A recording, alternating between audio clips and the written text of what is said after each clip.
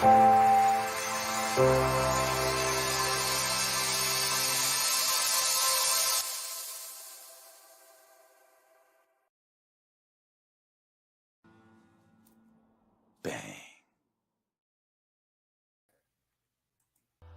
Blah, blah, blah. No, I'm just kidding. I'm sorry. Chill out, everybody. Chill out. Welcome back. We're back for episode 10. Freezing Cold Takes. You know how we do. We're always right on time, never late. So don't get that twisted if you come in our chat saying, where you at? That's not what we want to. But anyways, this is Freezing Cold Takes. We got some Freezing Cold Takes to discuss, as always. And let me just turn that music down a little bit. I gotta add my guest in here though, because it's not just me. This is the Cool Table Show. And the person who created the Cool Table, who is that? That's Skywalker the Jedi himself. How you doing, bro? Yo. What's going on? Much love, Austin. Thanks for having me here week after week. You know what I'm saying? It's always a pleasure to get to chop it up with the homies and kind of review the last week in news and stuff. So, yeah, absolutely. Yeah, dog. Yeah. And we're firing on all cylinders today, man. If you guys could only hear my computer right now, it is screaming. We're still rendering the Freezing Cold Take video, but we're here, yo. We're live and we're running it. And someone who's always here, that is Necron, the Lord himself. How you feeling tonight, bro? Doing all right, bro. Doing all right. Hanging in there with the rest of us, bro. You know why? I can't wait to brag. I'm just hanging tight, waiting. I know, yeah, dude. Any of the mundane life stuff that we get, it's like, whatever, man. That's no big deal. And somebody, you know, whenever there is a big deal to be made and it needs to be made, we can always count on our homie Leon to come through and say what needs to be said. So hopefully you hear, bro. We didn't even say hi to you when you came in backstage. How you doing, homie? Oh yeah, I'm here. I am here, ready to deliver a word to the masses. To deliver a word, boy. Oh yeah, bring that ass here, boy. Bring that ass here, boy. How you doing tonight, homie? Doing pretty good, man. I heard there was a cookout. We'll get into that later, though. Woo. Yeah, that's the meat of this show, man. That is the meat of this show. But, you know, there is no show without the chat.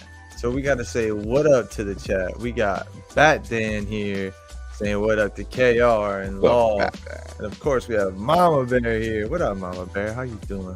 What's up, Mads? We had the Batman saying, no worries. I appreciate you, bro. The Batman is in every single stream, man. He is everywhere. Yeah. Appreciate you being here, man. And Mr. J as well. I have a stinking suspicion on who the Batman is, but I think I'm going to DM them and be like, yo, is this you? Because what's good? I see this person around more than I see you. So what's going on, bro? I know you're still lurking, but anyways, TJ is here too. What's good? I watched the show. Garvey am I doing worse than that? Oh my goodness, bro. Yo, coming in here hot, bro. I can't even read that shit, bro. I can't even read the rest of that. KR, what's good, homie? How you doing? The Nightwing. I hope Gunn will enjoy his nightmare I'm about to release. Damn, bro. Oh, yeah, that's right. He did say that he had some scarecrow gas. That's what he said. That's just so everyone knows what's clear with that. We ain't making threats out here, bro.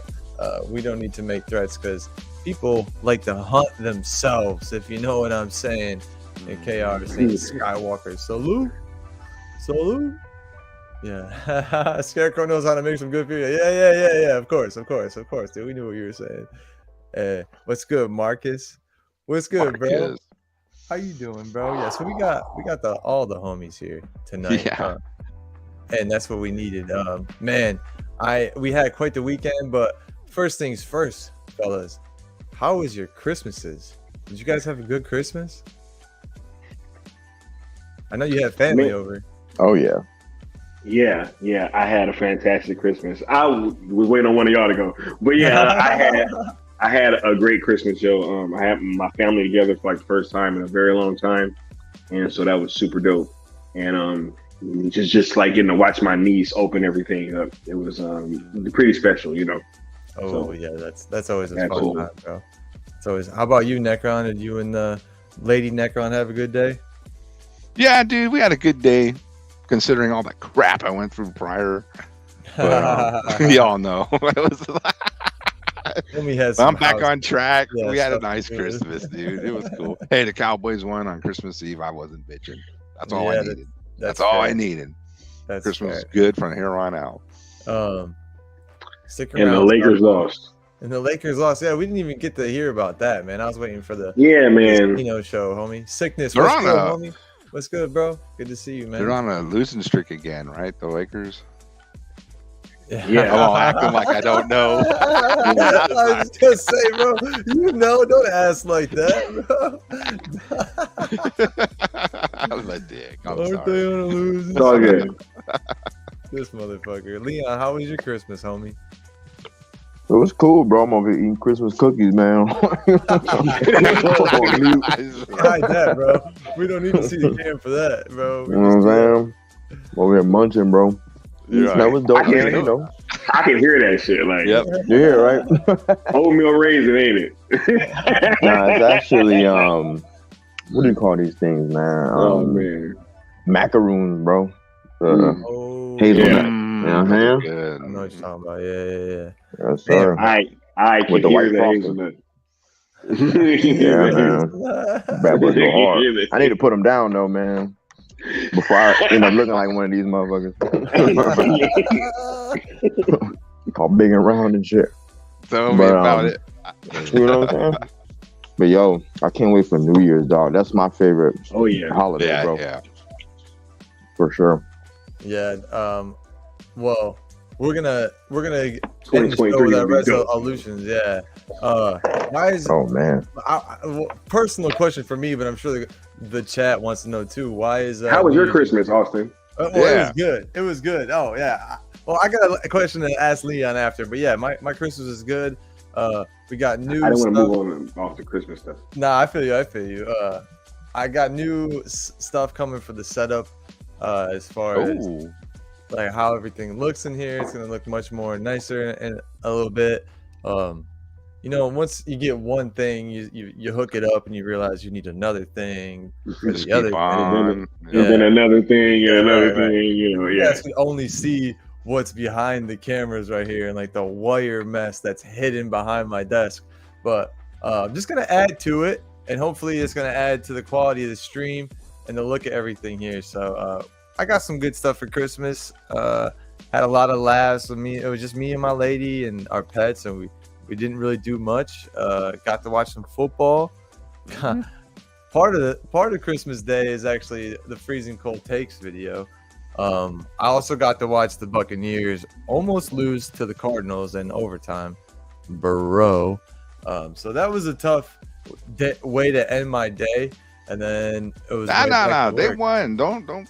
No. I hear you. Definitely a win, but man, win's a win. Not been that it close. Don't matter in the end. This would be the thing that I take solace to know is that JJ Watt. I think he knew it was his last game ever playing against Tom Brady, so he gave 125%. He did, dude. Yeah. I saw that game. He was doing everything that he possibly could, like pulling in every trick out of the bag, like. And then Tom Brady was like, "All right, bro, I'm sick of this. Let me fucking play where you guys can't sub." And then you just like 5 plays into that, you just see JJ Watt just like, "Oh fuck, dude, shut up. We're going again." It was like a flashback. Yeah, like so. I think JJ Watt was definitely spent after that game, and he spent it on purpose because it's been rumored that he's gonna retire after this season. So. I think that's why the Bucs also had, on top of them playing bad, they also had that performance to try and test themselves. And there's a lot of things too. Getting into our freezing cold takes real quick. Yeah. I had to hear so many fucking analysts. What'd you have for Leon though? Because I had cut him off. No, I had a question for Leon. You motherfucker! But you don't want to get me into going on to Brady, but we'll get. I am gonna talk about that because it's really fucking annoying to hear the stuff that I hear every day from expert analysts who get paid to do this on major sports networks, and they have awful fucking takes. Oh, I saved some videos for the end of the season, and I can't wait until they turn into freezing cold fucking takes. But anyways, excuse me for that. Please follow Marcus's Neo7's lead, like, subscribe, and share. This is the Cool Table, and every little bit helps. And it's free. All those things that he just said, they're all free. They don't cost you a dime. So why not support for free? You can support that way, and we appreciate it, man. This thing is growing. And my question for Leon was, why is New Year's Eve your favorite holiday? It's the one holiday that you don't really have to be obligated to do anything but show up and party.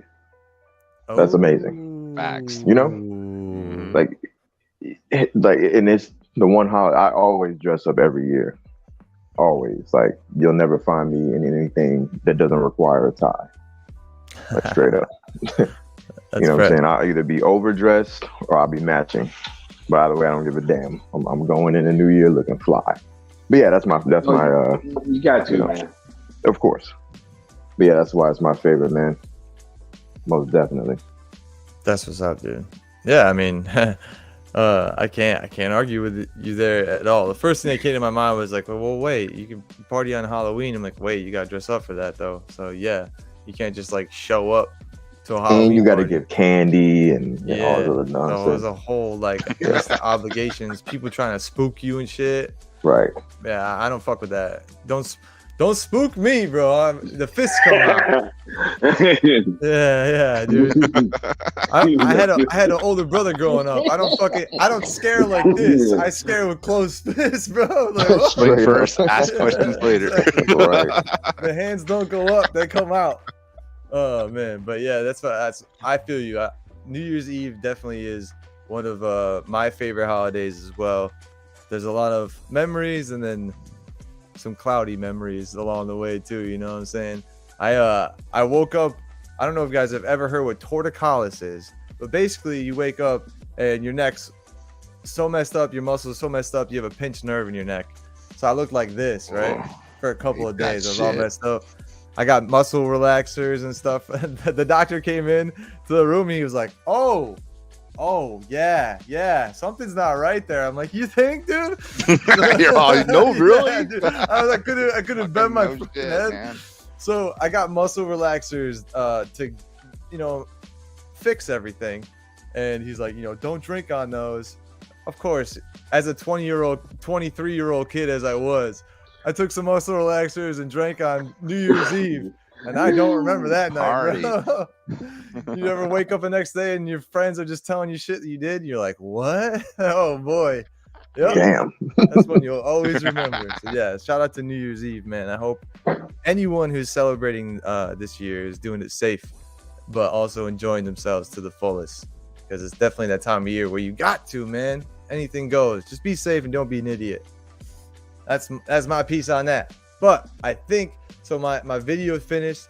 I got to figure out how to shorten it, but we'll wait on that for now. Let's get into the first topic. And our friend Leon, since you brought this up to us, and I'm sure you guys know about it, but Ben Affleck is rumored for a role in the MCU. Dude, I saw that person, saw the hero, the picture, read the name, still have no idea who the fuck that is. So Google himself, Leon, can you enlighten me what the fuck was put out there today for Ben Affleck, and who else is going to the MCU, bro?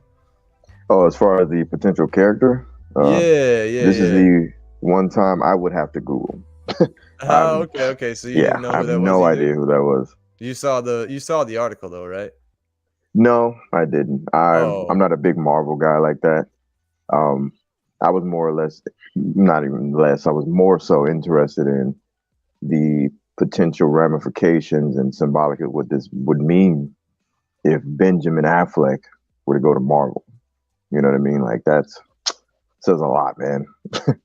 Yeah. You know? For sure. But yeah, I don't know who that character is. And you can tell they're doing it. If they did do it, they would just be doing it just to have a middle finger to DC, because that character looks obscure as hell. You know what I mean?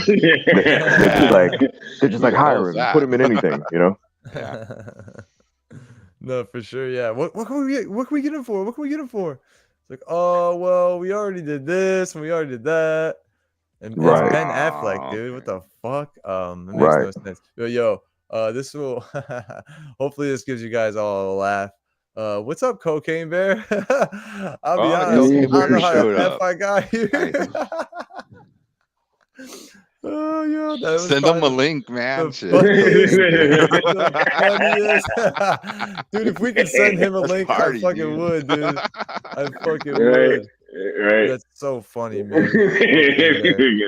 I am looking forward, of all the movies that we had to look forward to, I did not think Cocaine Bear was going to be one of the ones that's highest on my list, bro. Oh my god. That was random as shit, but that movie looks hilarious, bro. Yeah, dude. Hell yeah. Fun time, man. This is what it is. The head of Roxanne Dario Agar. The head of Roxanne, I guess. Roxanne rocks off, dude. The rumor is Ben Affleck is going to Marvel, and also Marvel wants Gal Gadot. Both are just rumored at this point. Yeah. See, that's the thing. And obviously you guys can tell like how far out of all of this I am now. Like since Henry Cavill was announced gone, and then like that was just like the end straw for me. It's not that I don't care about DC anymore. It's that all the rumors and leading up to it's just like I've lost hype and interest in all of that. Not that I'm not going to support the homies to still do that, obviously, and I do want to know what's going on in DC too. But I'm just the hype level is just gone. My love for it is just not there. But I'm lucky where I'm not just a one-trick pony. So I'm just not. I have other things that I can really pour my passion into, obviously, and football is one of them. So I can't wait to get this football video up and y'all can see it. But like I said, MCU versus DCU. Do you guys want it to happen? As far as let's talk. This title was more so for having the DC characters go to the MCU, the former Snyderverse characters. Do you want that to happen? And if so, who would you want them to play? And Sky, I'll let you go first. Man, look, I'm gonna say this. Honestly, I think it'd be dope, yo. I mean, I kind of touched on this in the space last week with Sil, Unfiltered Fridays on Twitter, right? But you know, look, Marvel is trying to give their fans at least something, right? They seem to be listening. They hear that, you know, people weren't really rocking with Phase 4 like that. They seem to be trying to course correct, right? They got Jonathan Majors playing Kang in Ant-Man. I'm super hyped to see Jonathan Majors. I mean, I really like that dude. I think he's a phenomenal actor, and I'm going to pay to go see him, right? And so, you know, when you extrapolate that over and say, hey, you suddenly have these comic book movie actors, right? Like Ben Affleck, Gal Gadot, Henry Cavill, that could possibly become available to you now because they're no longer rocking with DC. And, you know, I think that if they all end up going, I wouldn't blame them. And I'm going to go show up and go see whatever it is that they're going to be in. I mean, I think I might actually, I mean, look, I might watch Thor Love and Thunder now. You know what I'm saying? I might check it out on Disney Plus. I still have not seen that movie, right? But I don't care. Like, you know, I still want to and need to know what is going on with DC but like you said, that hype level is definitely not there. And especially right now, like it may get back, with some more time and some more positive announcements. Maybe if Ben is directing like an Elseworld story or something like that, or if they give David Ayer a flick, I might go see that, right? But outside of that, I'm just really not rocking with what they're doing right now. And it's up to them to convince me otherwise. So if any or all of them go over to Marvel, I won't care, and I'm gonna go see whatever that they're gonna be in. I'm gonna support it. So yeah, I don't blame you. Like we have a weird relationship with these actors where we feel like we got so much time with them, like quote unquote, just because of time that's passed over the years, but we didn't get enough time on screen with these characters. So that's why we feel like, I don't know, I feel like we deserve more, and I still want more from them. So the other projects that they do, I go see and I go support and I go watch. Like basically everything that Jason Momoa is in, I enjoy, man. Like I enjoy him as an actor. I loved his character in Dune. And I like Dune as a movie and a franchise to begin with. It sucks that it's run by WBD now at this point, but no, that is what it is. But yeah, I understand where you're coming from with that, man. It sucks, and I'm not even hyped for it anymore. And Necron, I want to hear your level of hype for DC characters going to the MCU. And we got some good exampple in the chat. I mean, Affleck playing Dr. Doom would be pretty cool. Yeah, that'd be what do you cool. think, man? Well, I mean, why not, man? DC's loss is, Marvel's gain, and they were foolish enough to let them walk. Marvel should jump right on it and take the Justice League, actors and put them in their movies because they know people will go see them. What a shocking idea. So, I mean, if Ben and Gal want to go over there, and if Henry actually shows up over there at some point, I'm all for it, because I want them to go somewhere where they're wanted. And if they're wanted at the MCU, whatever, good for them, man. I'll check it out. I like them. I like their acting. And and just in a way, I kind of feel like I'd be giving the finger to DC, for doing that to them by giving them the business over there at Marvel, because I wanted to see them guys in their proper roles that we got robbed of. Look, he just made me think about something. And to be honest, if I was them, I would literally call all three of them and just open up their entire encyclopedia and plan and just say, yo, who do you want to play? Yep. Word. Yep.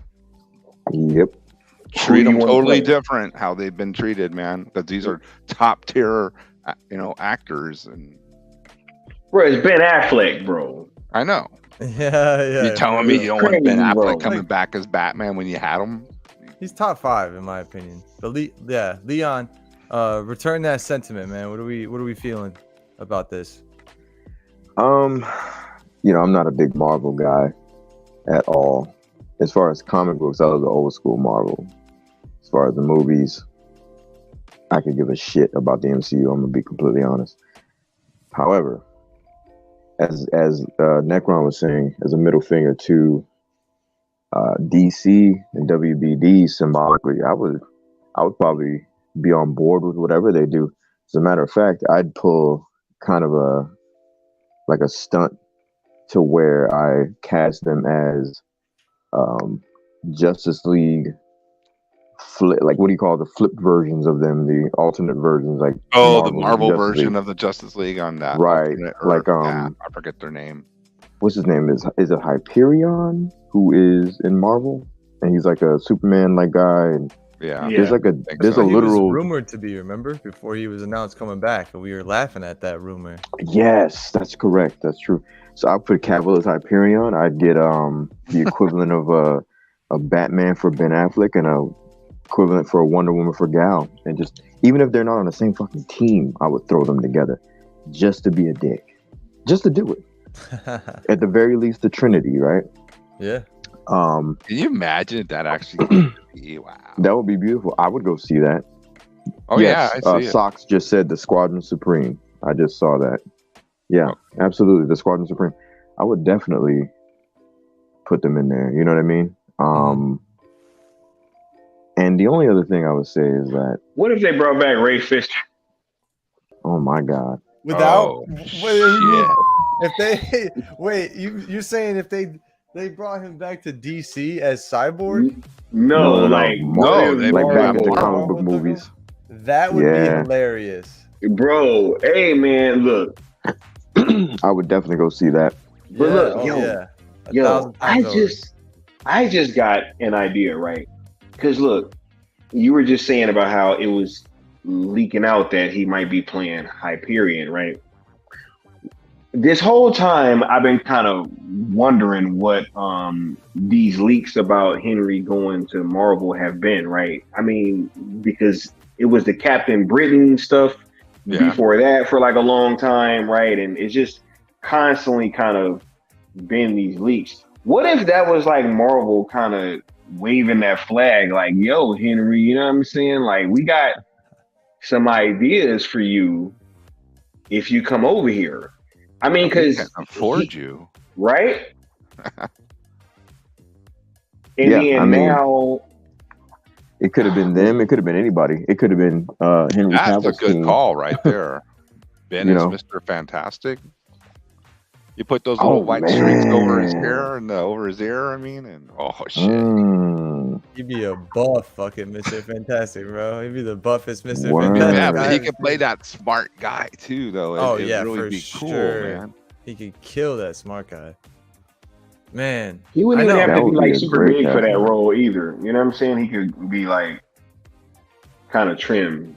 Yeah, he wouldn't have to get all ripped for it or anything. He actually was pretty slim when he came back to do Aquaman in those pictures. I don't know if y'all noticed. His face looked mad skinny. He was. Not like, not like sickly, but just like.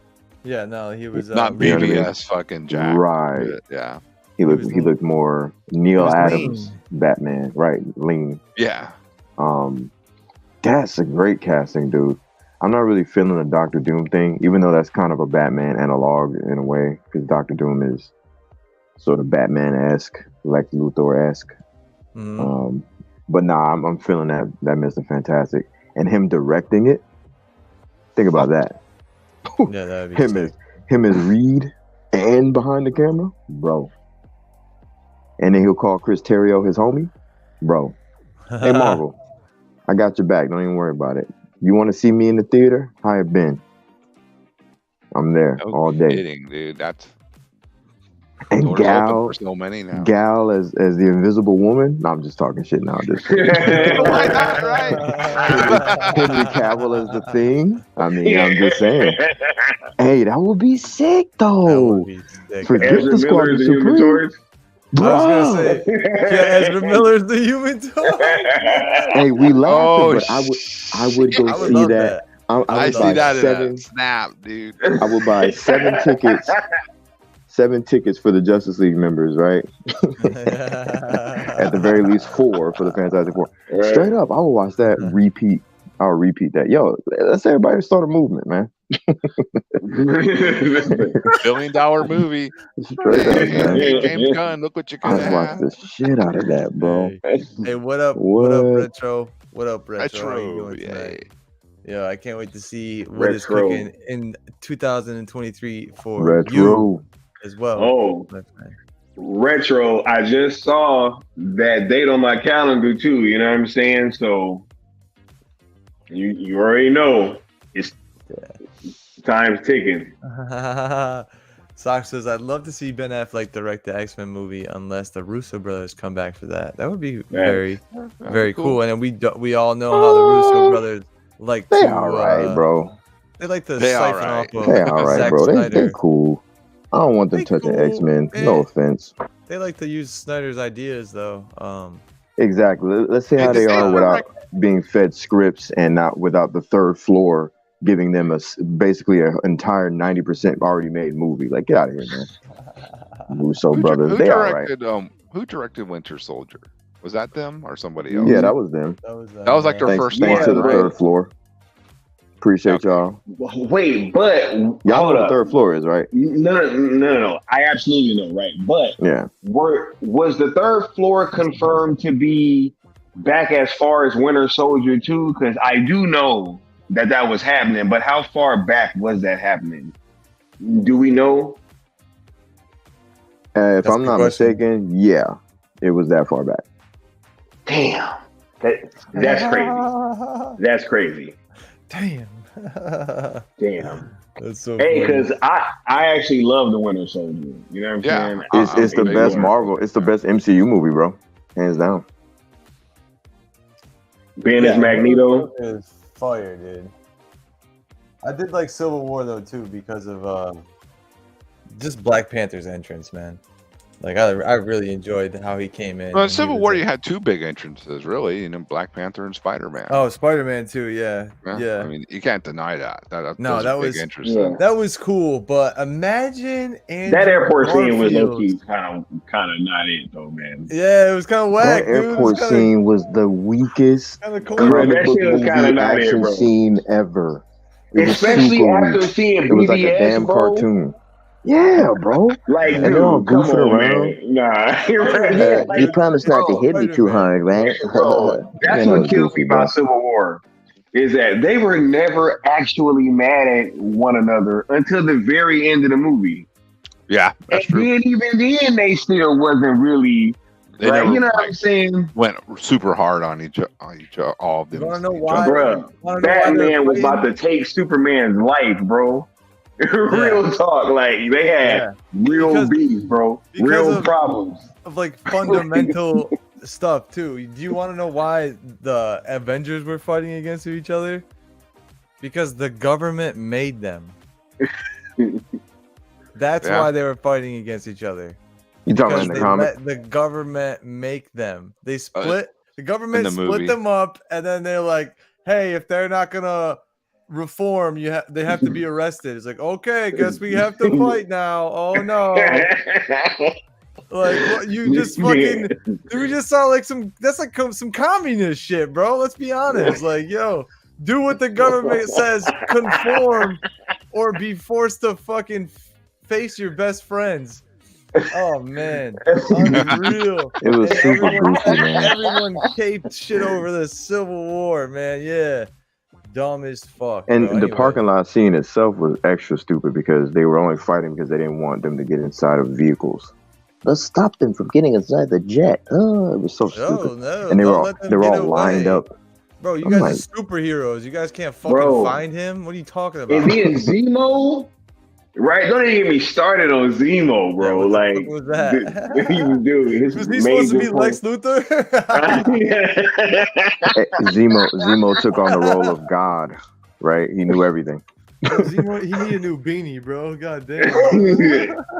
It's like, yo, his whole plan hinged on him knowing that the Sokovia Accords was coming, right? And it's like, how would you have known that, bro?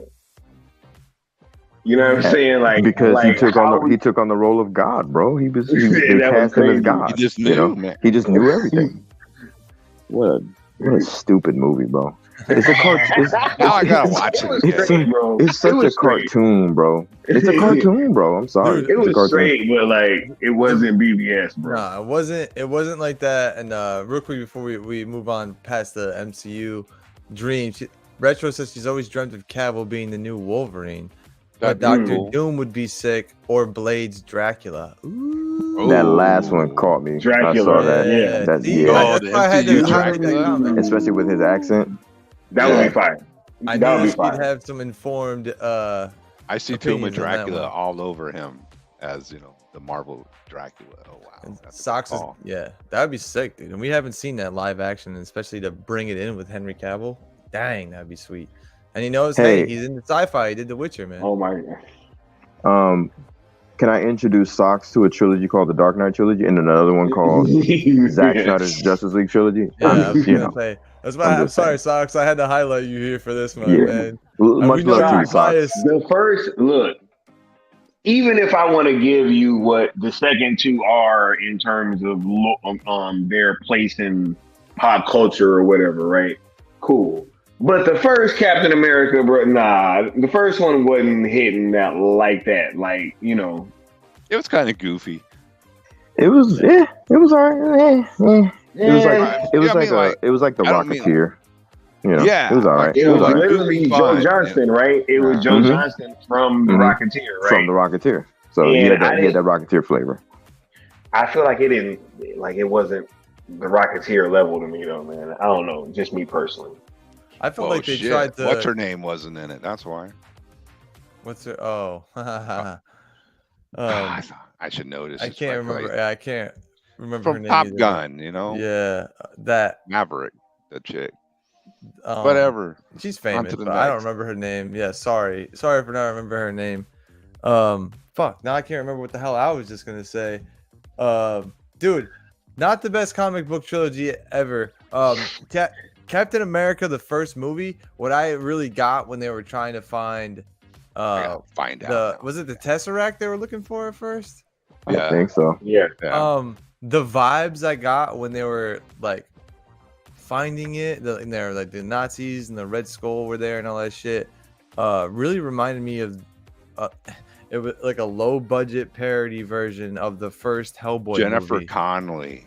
That's who we're looking. Jennifer Connelly, word. You guys know what I'm talking about? You guys watched the first Hellboy movie when Hellboy comes through the portal or whatever. That's what it reminded me of when they were like getting the Tesseract out. I'm like, oh man, you guys just watched Hellboy before this? Because this is like all this scene is right now. I don't know what it was. It was just something about that movie. Like, it was straight to me, but I was like, right. I thought that the Incredible Hulk was better. I felt like Iron Man, the first Iron Man, and I felt like Thor was better. Thor. I was just me and you said the same thing. Thor went hard. Well, see, Thor was the best Thor movie that they done dropped so far. The first Thor was dope, bro. Dude, shout out to Kenneth Branagh, man. Imagine in this world where Zack Snyder comes to Marvel to direct the next Thor movie and saves the franchise. That would be sick. Jesus I think Christ. Socks mentioned that. Can you imagine? What he could do with a Thor? I think I honestly would rather have him do Ghost Rider though. But Thor would be Thor, sick. Dude. Imagine a close-up slow-mo of Thor grabbing the hammer, just that shot alone, and just in like the electricity of while his hands like slowly grabbing the handle of it, like 10,000 frames per second, just fucking, as it's slowly lifting up. Dude, oh man. There's a lot of stuff that Zack Snyder could kill in the MCU, I believe. But when I saw the first Captain America movie, in my opinion, it felt like Captain America. Like, oh, this is the Boy Scout version of a comic book movie. Like, this is gonna appeal to a mass audience, so they can try and market it and sell the hell out of it. And that's why it feels like this. Like, it's what I didn't understand about that movie? What's that? I agree, by the way, Mama Bear. That's my favorite part about Civil War. Why the hell did they create the super soldier and then make him a singer and a dancer in the USO shows? that was really weird. That was never even thoroughly explained. As a military man, I'm sitting here watching this and I'm like, this makes no military sense. You know what? This makes no strategic sense. I think that was dumb. I was like, this is so stupid. Literally, I've been trying to put my finger on it. I was like, it was just something about that movie that just didn't jive with me. And that was it. It was like, bro, Scott? What the hell? Why would they have this guy doing USO shows? You wasted all that money making a dude. You experimented on the man. It was a success. Why is he not in the field? Bro, why is he doing USO shows? He would be out, bro. He would be out there, bro. Like doing the most ruthless shit. Doing the most. He would be the secret super soldier. Yeah, that's what they should have did. Had him do some espionage work. I mean, I get it. They were trying to make him to be. What's good, by the way, Mikey? Sorry. What's the word? Fucking a propaganda machine. For America, but you gotta have him out there doing something so he can back it up. I mean, the script told us that. Necron, and I get that. Yeah, but realistically, it was super dumb because it took it took them getting attacked for him to get thrusted into the actual war itself. And it was like, what am I watching? This is a literal cartoon. And that's where Marvel, they started to lose me with these little weird, goofy little plot holes of why we're going to take a super soldier out of action. And I see everybody in the comments bashing the Dark Knight trilogy. Fine. What about Zack Snyder's Justice League trilogy? Everybody's skipping over that. That's literally the greatest comic book trilogy ever. You're going to tell me that Captain America trilogy is better than Man of Steel, BVS, and Zack Snyder Justice League? Really? Y'all going to tell me that? Okay. I'm just saying. No. But anyway. Bruh, that first Cat movie wasn't better than Batman Begins, bro. No, it damn sure wasn't, bro. Yeah, that's what I'm saying. Like, I don't know. Shit. And y'all sleeping on the Dark Knight. Man, Bane went hard, bro. He's like, I'm tired of this Bane slander. What is this? Bro, you know say the line. Say the line, Scott. Well, which one, bro? Yeah, I know. There's so many. The one you always say with the Bane line, man. He lays a hand on him. Bro, do you feel in charge? Bro, it was hella lines from that movie, man. Y'all bugging, bro. Like, this is wild. Yeah, I don't get the hate on that movie too, Marvel. Wow, man. Dark Knight Rises pales compared to the first two. Mikey, we can't agree with you on that, bro. Well, the last of a trilogy pales compares to the first two. Like, what are we talking about, bro? Okay, Batman Begins and The Dark Knight was the first two. Let's compare that to the first two of Cap. Okay, they don't compare. That's how we. Come on, Mikey, don't be moving. Is Winter Soldier better than The Dark Knight? I mean, hey, I'm not willing to say that. And I don't go that far. Hell no, I can't go that far. Better than The Dark Knight? Bro, The Dark Knight is one of the greatest written films, period, in general. I saw Dark Knight. Not just comic book, but film. In the IMAX, and I was like glued to my seat the whole time. Let me take the mic real quick. Anything. Let me take the mic real quick. Go ahead, Scott. Just super quick. When that truck flipped on that IMAX screen, I had never seen no shit like that before. You understand me? Yeah, that shit moved me. Go ahead, Leon. Let me ask y'all a question. Everybody in the chat. Let me ask everybody in the chat right now. All right. Do y'all even know the powerful significance of the ending of The Dark Knight? And why that messed everybody up? Why it made Robert Downey Jr. get pissed at where the trajectory of comic book films are going? He saw that ending. He said, why's it got to be so damn complicated? Why can't it just be fun? Right? Mm-hmm. That ending... I'll ask people this, they still don't get it to this day. I know Sky gets it. Me and him had a discussion about this. It was the laws, bro. If you don't know nothing about laws, RICO laws, and why Batman putting all that junk on his back was significant, bro, it goes over everybody's head. Because the first thing everybody says is, why don't you just blame the Joker? You can't blame the Joker. Because if you blame the Joker, then everybody they locked up gets put out of prison. They get taken out. Because it messes up the entire system of the real life legal system. It's the same way that cops who kill people, whether on purpose or by accident, get away with it, quote unquote, in real life, because they have a bunch of cases behind them. It's all about RICO laws. That when I saw that in theaters, I was gripping my chair because I know all about this legal stuff. You know what I'm saying? I was like, bro, this is brilliant. And it's in a comic book film. It's in a comic book film, bro. I stood up applauding. You missed me with this, man. The Dark Knight is the upper echelon, right? It was the bar to reach. Zach reached it. So I'm good, bro. That one movie alone clears all this Marvel shit y'all talking about, man. All right, I'm done. y'all tripping. We're so far behind in the comments. Yeah, now it's my turn. I just want one more point on The Dark Knight. What about that part where they had to press the button? My God. What type of comic book movie had tension in it like that, where like what the fuck are they gonna do? Where you really start thinking about it, like, oh shit, that's a hardcore situation. That's a hardcore situation, man. Never felt that type of tension in a comic book movie since. Amen, brother. I will agree with Mikey on something. I don't like the way they characterize Batman in The Dark Knight Rises, because Batman's not a quitter. I feel you on that. As a Batman fan, Batman in the Dark Knight and The Dark Knight Rises, even though The Dark Knight is a masterpiece, Batman always disappointed me character-wise. I always felt like there could have been more, and I had this vision. And you know who understood that vision? Zachary Edward Snyder. He gave me the vision, or he produced the vision that I had in my mind of what I knew Batman could be on screen. But anyway, I digress.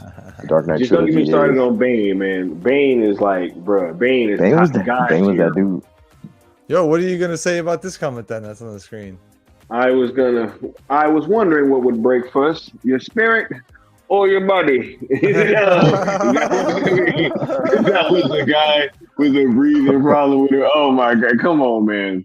Come on, bro. Socks has a point there. Listen, I'm not here to cape for Bane. Bane had his flaws. He was a very interesting villain, though. He was like a Bond villain. That's why I did. Yeah, he was. Yeah, very much like a Bond villain. Yeah, I mean, I can't believe we having Dark Knight slander in the chat. I'm so mad right now. This is crazy. This is crazy. This I feel like I went to the wrong multiverse, dog. This is Dark Knight slander in the chat, bro. That's crazy. Bruh. Dude. He yells. Go ahead. When he says go ahead, man. The shadows betray them because they belong to me. He fucking shoots somebody as he does it. I was born in it, molded by it. The first time I saw light, I was blinded. Oh man, so good. Yeah, very good. We're talking about theatrical masterpieces and comic book relevance, yes. However, we do know comic book movies take elements from the comics. So the directors kind of have free reign to change certain things. If you're asking me, as a hardcore DC fan, I didn't like the Batman Begins trilogy because Batman wasn't jacked enough. But I still liked the Batman Begins trilogy because it was a great fucking trilogy. It was well written and Batman was done well. I didn't like the look of Christian Bale as Batman, but I still got over that. Just like some people who think Bane should have Venom should get over that and just enjoy the fucking movie. But I understand where Marcus is right, bro. He said victory has defeated you, bro. Like the writing in that movie, so bro. Good. Like every time Bane spoke, like it was just like poetry. You know what I'm saying? I was just about to say it was Shakespearean. I was just about to say that, bro. I think this is unfair. Highly educated, man. I think this comment I think this is very unfair because obviously Bane is no Joker, but like when Joker is planned for your third movie and he dies in real life, like what the fuck can I think Bane was the best that they could figure out to do, and they did him really fucking well for having to replace Joker. So that's how I feel like you should look at it, Mikey Sutton.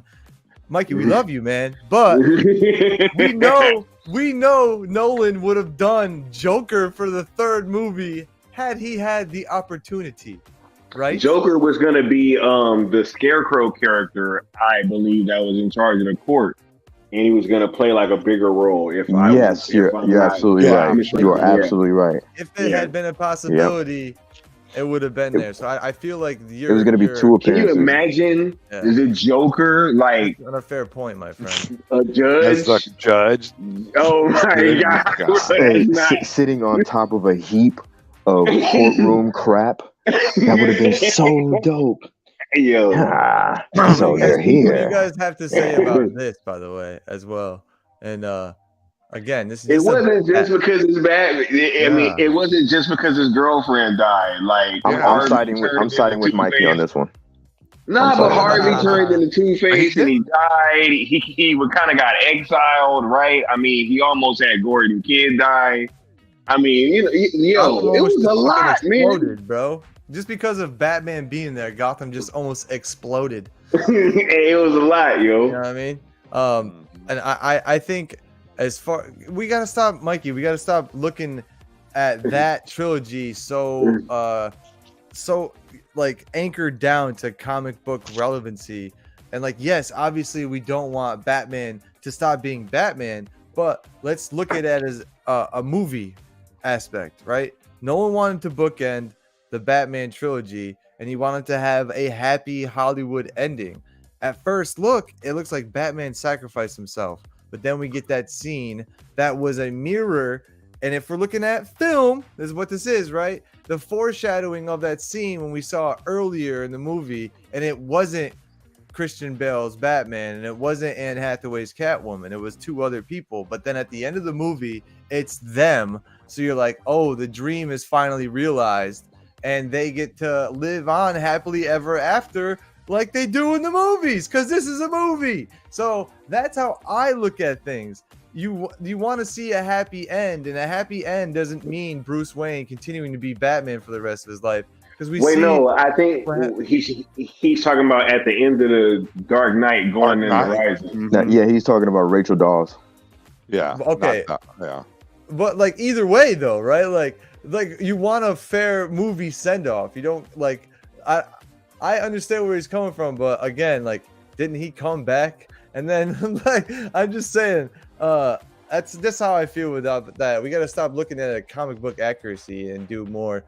Dude, it was in the movie. Batman had to die so the Harvey Dent legacy could carry on, and no one could know. Correct. It wasn't the girlfriend. It was exactly, Necron. He retired because of everything I just said about the RICO laws and everything. Yeah, they had to keep the facade of Harvey Dent as a hero.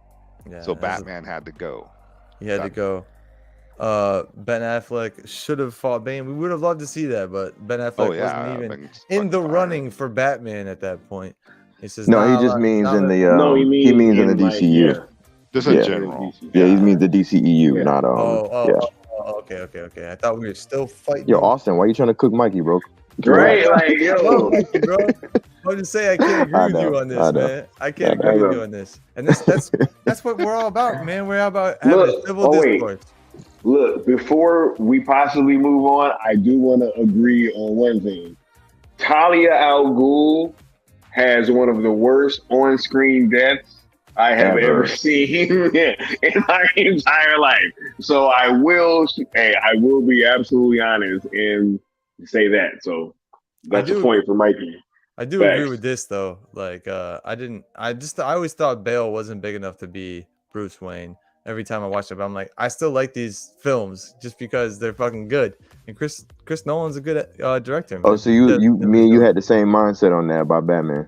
Yeah. Same, bro. Intimidating as Batman. And even when he got out of the suit, bro, I was just like, when he was in Batman Begins, that was like the peak of his looks and everything as Batman, right? The physique, the costume.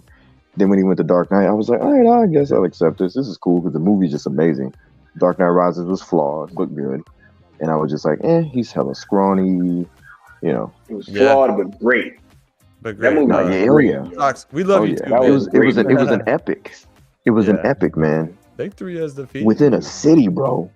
It felt like watching somebody trying to take over Rome, like at the Roman Empire. You know what I'm saying? Like it was just something about that movie, bro. It just that whole like football stadium part, yo. Oh my god, for real. Right, you got to get Peely in on that conversation. That's all, you know. Oh man, it's a lot of symbolism in that. You know what I'm saying? But hey, I don't see everybody keeps slandering the Dark Knight trilogy. I don't see nobody touching ZSJL trilogy, brother. What's up? Y'all ain't got no smoke for that? I thought Captain America was the greatest trilogy. Nah, Mikey said you didn't see Mikey's comment earlier. I know, it made me sad, so I didn't want to mention it. Mikey had to make me sad.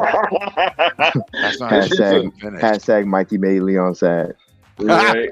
Talking about unfinished. I'm like, come on, Mikey. I know, dude. I know, bro. Why you had to say that?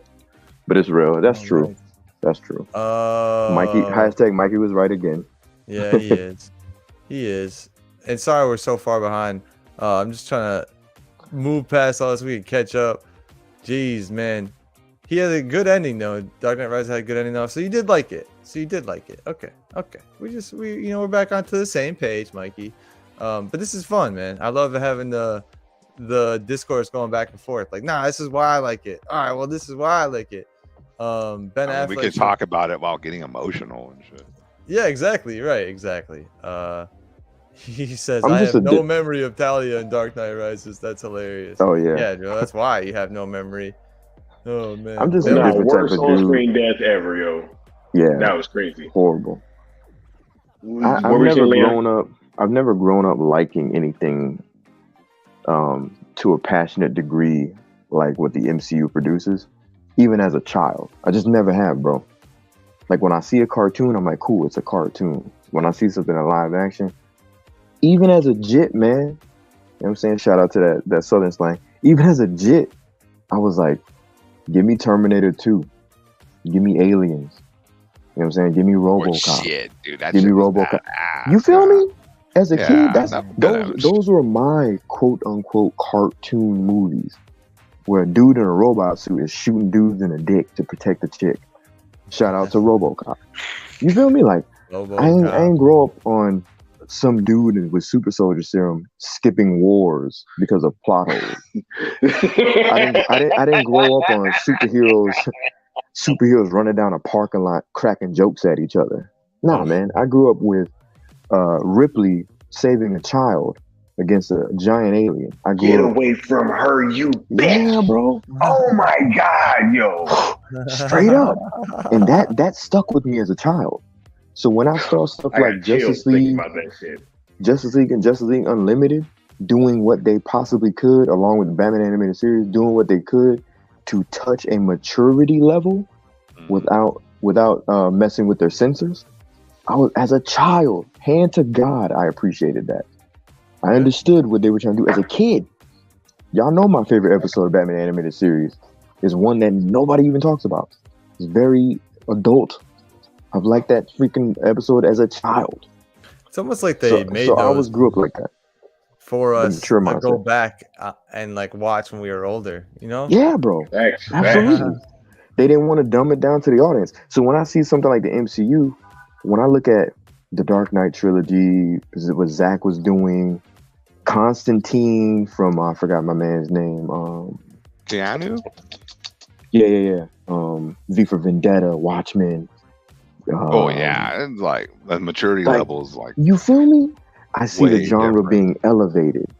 Yep. I see the genre being taken seriously.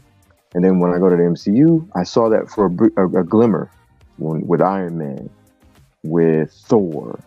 The first Iron Man is fire, bro. That is a fire movie. My God, that movie was. Yes, sir. Bro, when he shot that little round and like turned around and walked away. That was cool, dude.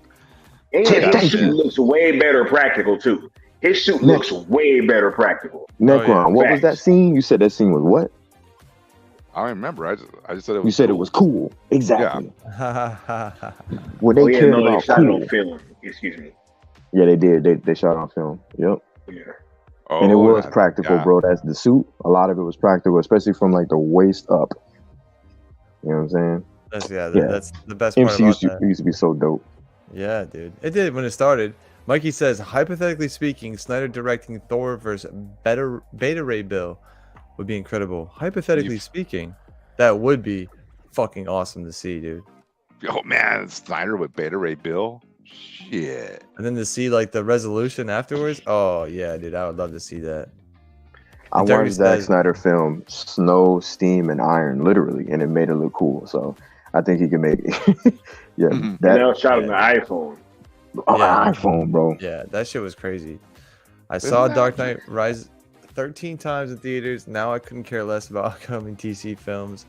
Smart move, DC. Smart move. Yeah, I hear you. Integrity. Part of that, though, what I've been thinking lately is like, man, maybe I'm really just getting older because I don't give a fuck about a lot of this stuff anymore. But, probably most of that is just bad decisions. But Bruce Wayne was a simp in the Dark Knight. Wow, bro. Y'all then funny. A Gip and Rises. Man, Marcus coming in here. Marcus going on. Yeah, that's hilarious. Hey, you know what's funny though? None of these people said that when they watched it at theaters. Hey, y'all wouldn't have seen it multiple times. Yeah, I bet you. I bet you that. Remember when that guy was gonna because this is all he was gonna narc on Bruce Wayne, and Bruce Wayne drove and saved his ass, and did that cause that wreck? That was in the Ferrari move. Yeah. Hey guys, look. Or Corvette. We have to remember that this is a post Ben Affleck world, right? When that movie came out, you know what I'm saying? Before Ben Affleck was cast, you know what I'm saying? Was nobody calling Bruce Wayne a simp, bro. That movie was fire, bro. Yeah, no. That was Batman. Morgan Freeman, bro. Michael Caine. Yeah. Come on, y'all. Come on. Like, listen. I'm gonna put this into perspective for y'all on a larger film level. Okay. The Dark Knight trilogy changed Hollywood. Period. When Batman Begins came out, every movie started trying to do what do you call them? Reboots. They inspired James Bond to do a reboot, and there's so many different films where like Batman Begins. Iron Man was inspired by Batman Begins. Then The Dark Knight came out, and they inspired it. Like so all this slander in the chat is all like, you know, man, MCU it's prisoner of the moment mentality. Meaning, y'all are in love with Marvel now, but back then everybody was praising the Dark Knight trilogy for being the masterpiece. He was. The MCU wasn't around, so what else was he watching? Right. Ooh. What else was he watching? I don't want to hear that.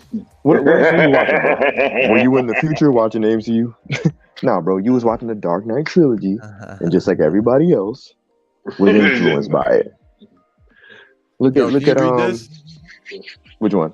Facts, Sky versus Necron, and his ice spiders kicks ass over the Dark Knight Rises, especially when Sky pulls out 6 flaming swords. You know, okay, I can't argue with that. That shit is probably true. You know what I'm saying? Yeah, it's probably true. I'm definitely Dreamwalker is greater than the Dark Knight trilogy.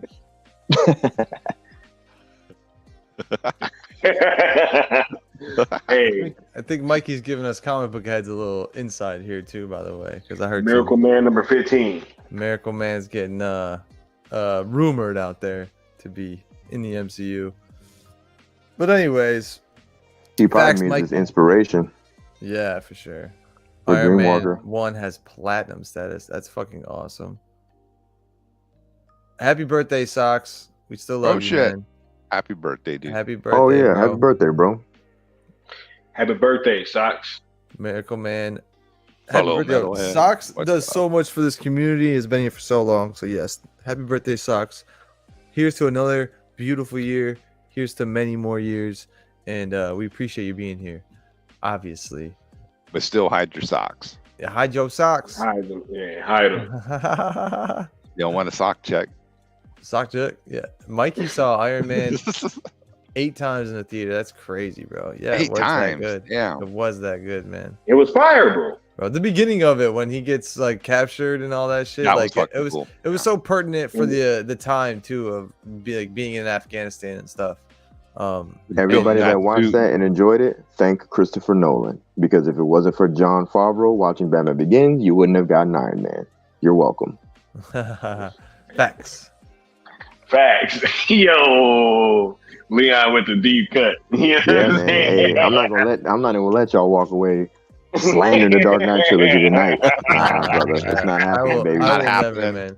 It's not happening, baby. That shit ain't happening, baby. I didn't love it, but bro, there's still a giant majority of the DC fandom that came from just that alone, and got interested in DC more so because of that movie trilogy and how well it was done. And man, it would be really cool to have seen Christopher Nolan fully fledge out more of Batman's universe and see him do more villains and stuff interact with Batman. But unfortunately, man, it's just how it is in the movies. You can only pay for so much and do so much in the movies, which kind of sucks. That's why I don't really shy away from when I hear that there's going to be a series announced.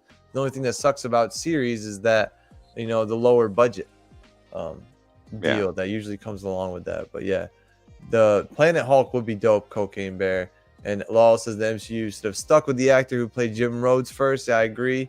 I forget what his name is every time this comes up. I know Don Cheadle, but who's the... You talking about Terrence Howard? Terrence Howard. I agree, man. Terrence Howard, man. We never got to pay off that moment when he was like, next time, baby. Terrence is just a better actor than Don, generally speaking. No offense to Don. Don's pretty cool. He's dope. He's a good, dope actor, but Terrence Howard, that dude. What kind of alternate timeline is Terrence Howard still fucking doing Rhodey, right? That'd be crazy. Right? That'd be so dope, dude. Yeah, can we get a what if of that, bro? He brought a level of like realism to the way he responded to Tony. You know what I mean? You remember the scene in the hangar bay when he was talking to Tony, and he looked at Tony like, because he's a military dude, so he's like, I ain't with all this peace shit you on right now, Tony. Like, I'm here for war, bro. Make these guns, make these weapons, and calm down on your little sabbatical. You know what I mean? Like, he had that energy about him. Yeah, I thought that was dope. I was like, man, I'm feeling him on this. It made it real. That's why a lot of people who loved that movie got really endeared to that character. And Don Cheadle was just a punching bag for the rest of the fucking Avengers.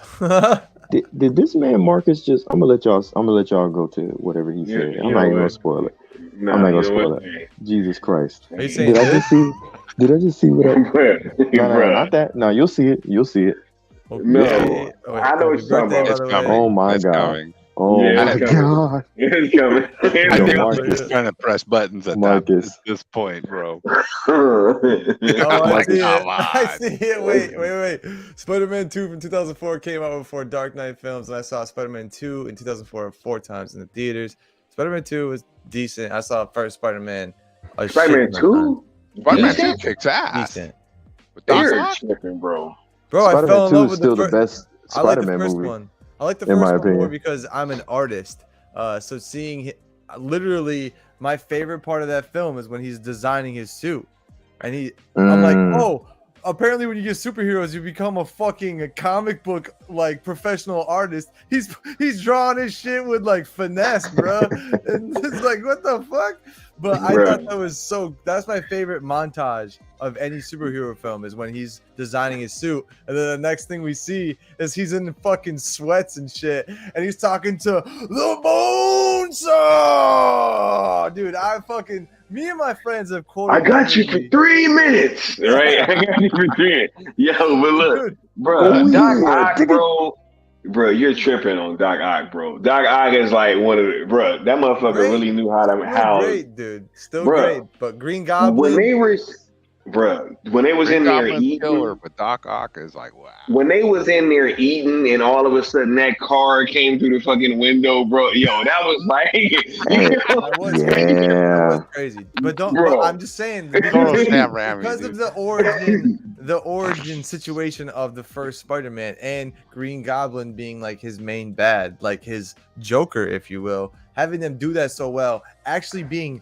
terrified by Green Goblin, having Green Goblin steal Aunt May from the jump. You see fucking Uncle Ben die. Finish it. Dude, there's so much. He was like, finish it and deliver us from evil. Yeah. And then he's in the building, the burning building, and he's doing the fake like lady cry scream. And then all of a sudden you just see the fucking math. You're like, oh no, it's a course Green Goblin. Fuck. And then, dude, there's just so much moments in that movie when Peter Parker. Dude, I do like on the first one, or they do like the the dedication to Todd McFarlane with the Spider-Man suit all ripped up, and they kind of they when took he gets all fucked the up, look and everything, and straight out. Yeah, man. Look, I love that first one, but that second one, bro, that shit hit different, bro. I can go on for days about that first one because that was like probably the first when they switched over from VHS to DVDs. That was like the first DVD that I had. That was DVD. I don't have to fucking rewind this. Let's go play a part. You know what I'm saying? That movie snuck up on me too. Like the first time I ever saw it was coming out, and usually movies back then didn't sneak up on me. I saw a poster in the movie theater. I was like, they're making a Spider-Man movie. I was like, are you fucking? I was freaking. Are you serious? I was geeking out. Can we skip past that comment from Marcus? Because I don't. Nah, we can't. We can't. I don't even want to. I don't even. Okay. Yeah, I don't even want to. All right, because you already know. Because I'm about to, bruh. Because he gonna make that would feel like me having to put my dog to sleep, bro. Like, you know what I'm saying? Like, for real, I love those first two movies, bro. And then but I would have to eviscerate that third one, dude. You know what I'm saying? Like, talking about Blade? Yeah, bro. Blade trilogy? Bro. I understand why Michael. That third Blade is garbage. I understand why Wesley choked the director. You know what I'm saying? And guess who it was? Guess who directed that movie? Don't say without speeding, bro. I know who it was. Does anybody know? It was God, man, the dude who wrote Man of Steel. David Goyer. Yes, David Goyer directed that movie. That shit was terrible. Terrible. Garbage. Yeah. Yo, you remember Triple H's acting in that movie? Oh my god. You remember he was shooting the gun and his mouth kept moving? I was like, what is wrong with this dude? He looks like he's having a seizure. What's wrong with this man? Roll, bro. Yo, ridiculous. I agree. Terrible. Metro, man, if we just would have got, I would have wanted to watch a series of the Iron Patriot or whatever the fuck they call him. I can't even remember, but I would have loved to see that. War Machine. War Machine with Terrence Howard, man. That would have been awesome. Shit. Mikey had a spider land on his face when we were talking about that. He says, "I hope it's not radioactive, bro." So because that of this movie, that might be good luck, bro. Bro, I always, as a kid, obviously, when Spider-Man came out, I was like not even 10 years old yet, man. So I hadn't really read comics like that. I liked Spider-Man, and I actually really liked the 2099 version of Spider-Man, and I just like the way he looked, so that I got comic books like that. Didn't necessarily understand them when I was reading them, but the Spider-Man movie comes out with Tobey Maguire, and I get back into like, oh right, this is how Peter Parker comes to be, like, and then I start reading the comics. But every time after that, I would see a spider, I'd be like, I hope it's not radioactive. But seriously though, fucking bite me, motherfucker! I want to be Spider-Man. For like 10 years as a kid, from like age 8 to age 8 to 18. Yeah, literally didn't stop until I got bit by a spider, and I woke up, and I was like, yes, I finally got bit by a spider. It's gonna happen now. Like knowing that. So you experienced those movies as a child. As a child, yeah. Wow. That's why I like this so much. That's why his take. That's like me with Batman 1989. That makes sense, bro. That was my first superhero movie that I really watched and enjoyed. And I watched the like Batman versus Robin and shit, but I was just way too young. It was just like cartoons. And that's seeing, a beautiful like I said, movie to like, cut your teeth in, so to speak. Amazing, bro. Right after fucking the Twin Towers go down too, and all I have at school every day is bomb threats when I go into school. Yeah, I have the one of those original posters where it shows the Twin Towers in his eyes. I have one of them chilling in between the Twin Towers. I wonder if that's worth something. It definitely is. They are worth something. There's no shame in vanilla trilogies, bro. I hope you're not talking about Spider-Man. Spider-Man 2 I cannot believe how long this topic went on. I know it's like because it's the love of the history, man. You know what I mean? Like, those movies are so good. And see, that shows we're not biased. Yeah, isn't there it's a Marvel Reeves trilogy? The Superman movies? Yeah, I mean, they got 4 of them. Just saying. It's 4. Well, I mean, actually, if you count Superman Returns, it's 5, right? Yeah. I mean, that is universe continued. Yeah. Yeah, right. Yeah. Part 3 of all the Marvel stuff during the 2000s were disappointment. You mean like the third X-Men movie What else was the third during that time in the 2000s? Yeah, I know but what you mean. Blade, like X-Men 1 and 2 are fucking great. Fire. Oh yeah. Fire, dude. We'll be here for another hour talking about those movies. Cocaine Bear. Yeah, we got some cold takes to get to. Or I'm gonna cold take to sleep, man. I gotta go to bed.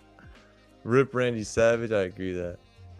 Right, and we ain't even get to that other topic either yet. No, do we have? Let's get to that other topic, and then y'all can do the cold takes. Okay. Hold on.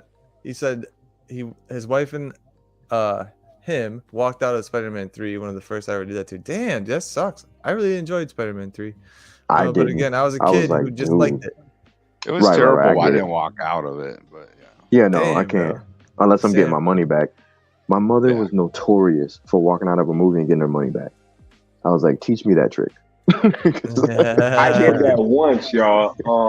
With The Spirit. You know what I'm saying? God, that movie was horrible. And I actually walked out well into that movie and still got my money back. I was like, nah, bro, fuck that. Bro, terrible. Not only did they owe you your money back, they owed you your time back. Okay? That movie was horrible. Absolutely.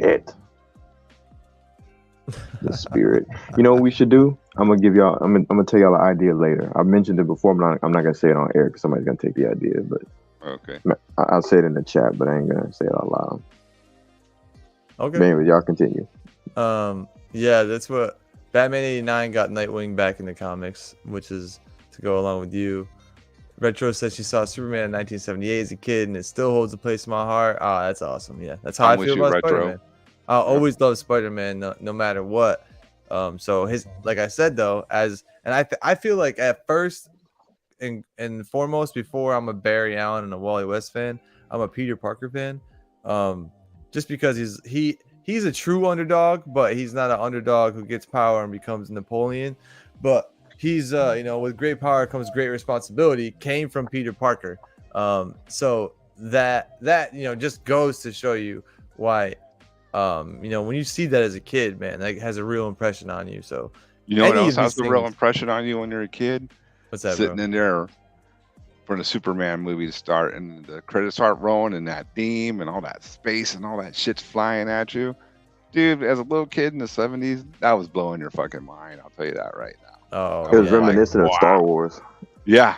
It was just like, wow, it got you hyped for the movie, man. You're like ready. People don't realize that first Superman movie was one of the catalysts to sci-fi films in the modern age. Mm-hmm. It got the Academy Award for something in the technical category because of that.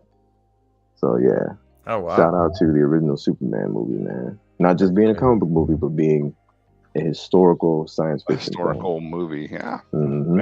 Wow. Mama Bear, you put some fucking respect on Topher Grace's name, okay? Let me just say that. I don't care what he did in Spider-Man 3, but I also grew up with him as Eric Foreman, so we're not going to have any fucking Topher Grace slander. I did not see that on my bingo card. Somebody caving for Topher Grace. So hardcore. I ain't gonna let that slide, bro. Mama Bear, you have to excuse my friend. He's a little passionate tonight. Lord have mercy. Topher Grace. Yo, shout out. No slander. Austin's cooking everybody Topher, tonight, bro. No fucking slander for Topher. Mikey, are you still in the chat? Did Austin run you off? We apologize. I ran you off. Yeah. Austin was cooking the hell out of everybody. Everybody can get it. Right. He's going. Just saying, bro. I know who I'm gonna call if I got beef. I'm calling Austin. There's no slander. There's no slander. We can have our opinions and be respectful. Okay, we don't have to have no slander. Straight up. Because you'll get the slander right back. I'm the king of slander. Don't fucking bring it over here, bro. The no slander table. The slander table, bro. Watch out. Yo, Mikey said he's looking for the spider. I feel you, bro. No, make sure it's radioactive, bro. It's a red and blue. Mikey said, it's glowing. You're in good shape, bro. Mikey said, "I ain't going to sleep without finding a damn spider." I feel you, bro. I don't play about spiders. He looked up. He goes, "Wait, there's a stream going on? What the fuck?" He said, "I just heard my name, coming from the other room." Hey, right. if that bitch giving powers, I'm gonna miss it because that bitch gonna be dead. Guess I'm missing all those powers. You missing out on your blessing, bro. Kill the spiders. Yeah, yo, you better watch out. Be careful what you wish for, man. You better not cry. I was the cosplaying Kryptonian says I was born in '88 during the height of Batman '89. I remember the craze more so Batman Returns in '92. I remember all the McDonald's glasses. Batman Forever had hype as well. Word, yeah, man. Yeah. Mm-hmm. I mean, how bad? Like I think Leon said this last night. WB over the years has been amazing at starting out trilogies, but boy, do they fucking kill them off. Yep. Momentum and fucking they're like dismount, fucking 10 out of 10, killed that shit, like killed that franchise. Yeah, it's like it is like an Olympic sport. Batman '89, dude, you couldn't go anywhere without seeing Batman merch. It was right, dude. I have Batman glasses like behind me that you guys can't see, but those are from that same era as like the '90s and all that. Fucking Robins in the undies, dude. It's like, yeah, this is definitely from that era, bro. But yeah, hey, the Batman's right with me. If you saw that '90s show trailer, it's the same shit, bro. I can't wait for that show either. Just smoke a little smoke and then watch the '90s show, just like you do when I watch the '70s show, and we all get in a circle and we all fucking just a bunch of kids hanging out in the basement, bro. I love that shit. Told for love, that's damn right. So it's fight night tonight. Nah, bro. It is all love in here. Always, every time people start like getting angry with each other, and I'm always the mediator because I don't. Also, we should all love each other here and not be mean to each other. That should be first and foremost, right? But I'm reminded to, I think it's Old School. Is the title? No, it's not Old School. It's fucking. Damn it, I can't remember it. Semi-Pro. When Will Ferrell is the coach and the player, and they're talking about having rings, it's like, oh yeah, well my ring says NBA, my ring says, and then from the front of the bus, Will Ferrell is like, you know what my ring says? My ring says love, okay? Everybody love everybody. And that's how I feel all the time when everyone starts fucking getting mad. Everyone love everybody, bro. Don't let me fucking Will Ferrell out on you guys. But man, not tonight. You scorching earth tonight, brother. Yeah, I'm like, loving everybody. That's not you tonight, bro. It's not tonight. He goes on this long diatribe about some shit he ain't even on tonight. You know what I'm saying? Hey, the good Austin became the cook Austin. Yeah. I didn't know we had to stick to the schedule, but let's stick to the schedule. RMB says cam up. I don't really know much about this. I didn't watch the video. I was last night. So go ahead, Skywalker. Take us off. Oh man, yo, this was very funny to me.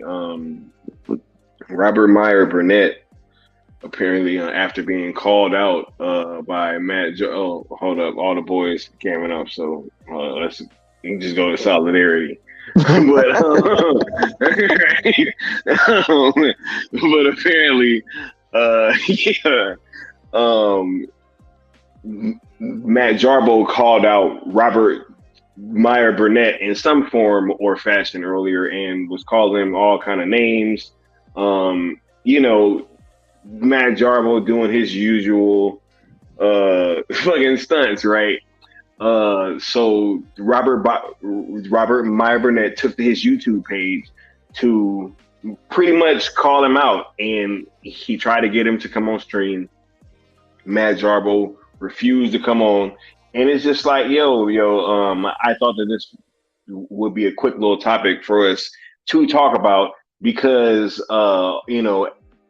at the cool table here, obviously, as some of you guys know, we've had some dust ups with Matt Jarbo in the past, right? And you know, with the Snyder Cut stuff kind of being where it is now, it's just funny that that now we are seeing Matt Jarbo kind of take his talents elsewhere, or lack thereof. You know what I'm saying?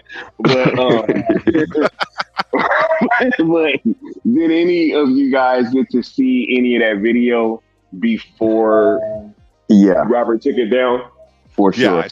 I watched it this morning. Yeah. To elaborate on what happened, apparently Robert Meyer Burnett was at a convention of some kind with Nerdrotic. He was at a bar called the Frolic Room. It's in Hollywood. It's a Hollywood bar. Yes. That's exactly right. Yes. Good job. Just took brother. some picture with some friends, right? Yeah, it was like Nerdrotic and I think some other dude, Heel Babyface, I think. I don't know. But anyway, apparently because he took pictures with them, I guess they're supposed to be racist and misogynistic.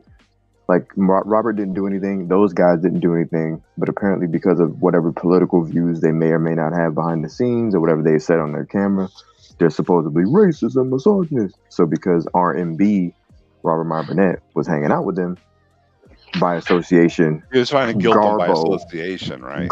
Exactly. Garbo's trying to say he's racist and misogynist, even though Garbo's lame ass himself has been on video doing video essays about dropping the N-word while using a puppet. Like, are we kidding? And also, what he did another little essay talking about why people should date underage. Like, this guy is the last person to judge anybody, which is why everybody should check out When I Cooked His Ass on Zod's channel. I don't know if that video's still up, but nope, that was not up either. Oh, don't worry, I have the footage if anybody wants to see it one day. But anyway, to answer Mikey's question, I didn't get the video for the Robert Meyer Burnett, man. If anybody has that, because Robert Meyer Burnett put it on private. If anybody has that footage of him cooking Garbo, that would be great and greatly appreciated. I just think it's like good old karma coming around, you know, like, dude, you going after Robert Meyer Burnett. To me, Robert's like one of the nicest guys on, you know, this whole fandom stuff. He's always just chill and wants to have a good time, right? Talk about nerd stuff, and he's always happy to talk about it. Like, you got to be a dick to go after Robert Meyer Burnett, really, is how I see it. Like, you're just a dick. Like, wow. It's like you're attacking Switzerland. Yeah. Like, right, you know, just literally. chill, you know, like, why are you attacking Switzerland? Good analogy. And he gave him a chance. Yeah. He gave him a chance to defend himself, and he didn't do it. So, you know, whatever, dude. Robert has a good right to cook you.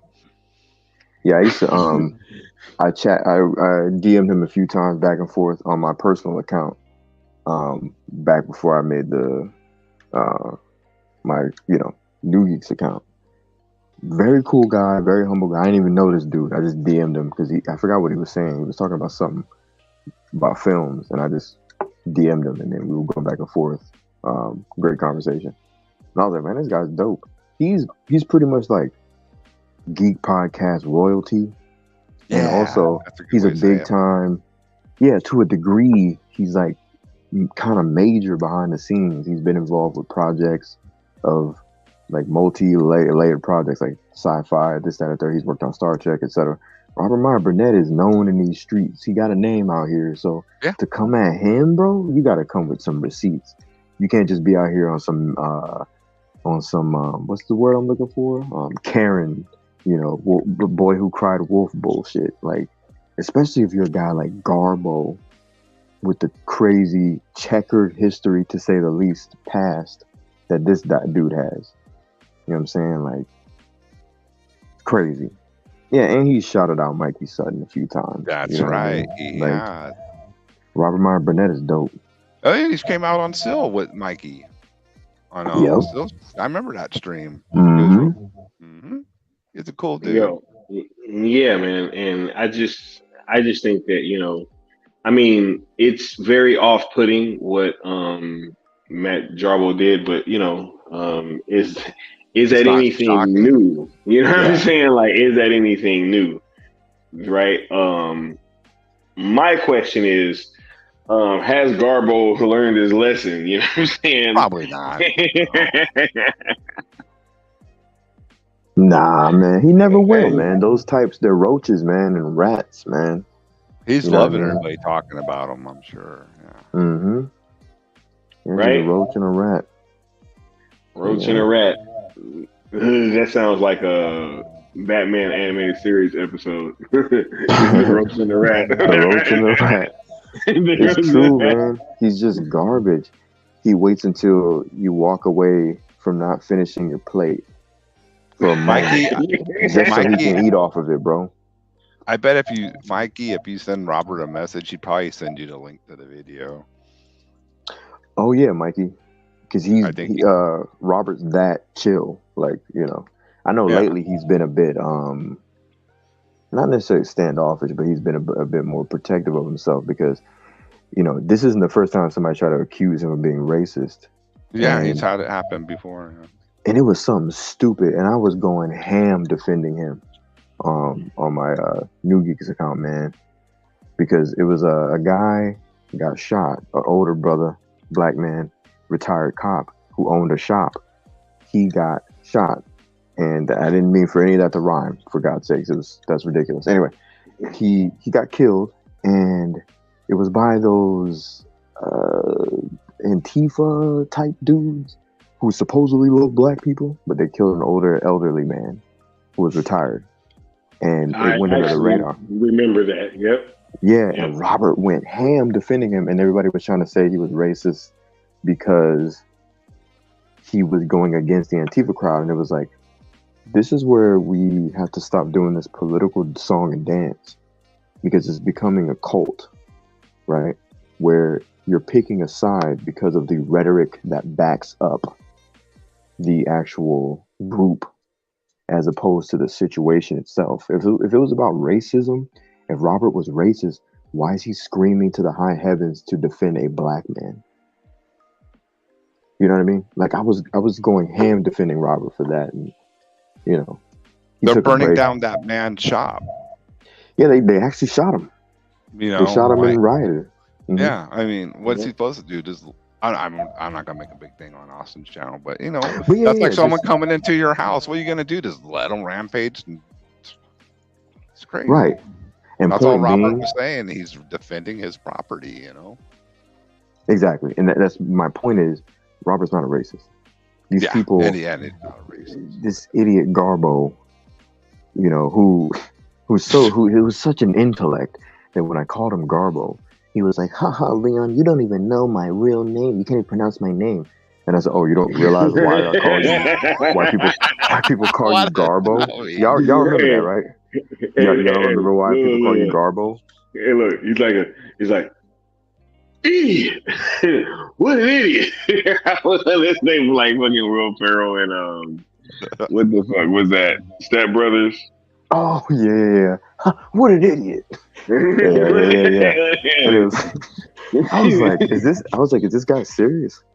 I was like, thank you for the alley-oop. And I was like, yeah, I call you Garbo because you're garbage. And then he just got quiet for a second. I'm like, you're an idiot, bro. Good Lord. But yeah.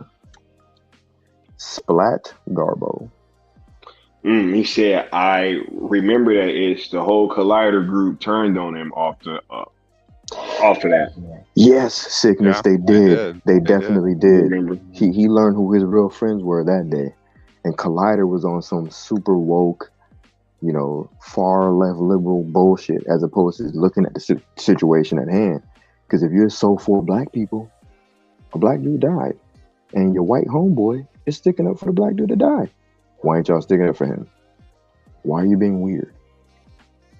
Is it really about black people? Or is it about whatever garbage message you want to push? Anyway, that's for another stream. But it does go along with the situation because our friend Garbo is on that same bullshit. It's not about what is actually happening. It's about the garbage message that he's trying to push. Absolutely. Yeah. You know what? And it's funny because just throughout this time, right? I had my history with Garbo, right? Matter of fact, he had the first when cloud chasing goes wrong video that I ever did. When the whole Yep. When the whole I remember that one on the balcony. When the whole balcony thing was really started, you know what I'm saying? It was like, right, but yeah, right, but even then, when you're dealing with a person like that, you just know that they'll sink to any low, right, to try to get a one up on you or to try to make you look bad or anything like that, right? So I'm not really surprised at anything that this guy does. But what I will say is that I only kind of continue him, I only have him continuing to behave the way that he has been behaving throughout his entire kind of like YouTube run. I used to kind of go on his channel a lot. Matter of fact, I always tell this story because it's the truth. The first time I ever got on YouTube was on his channel, right? And so, it was cool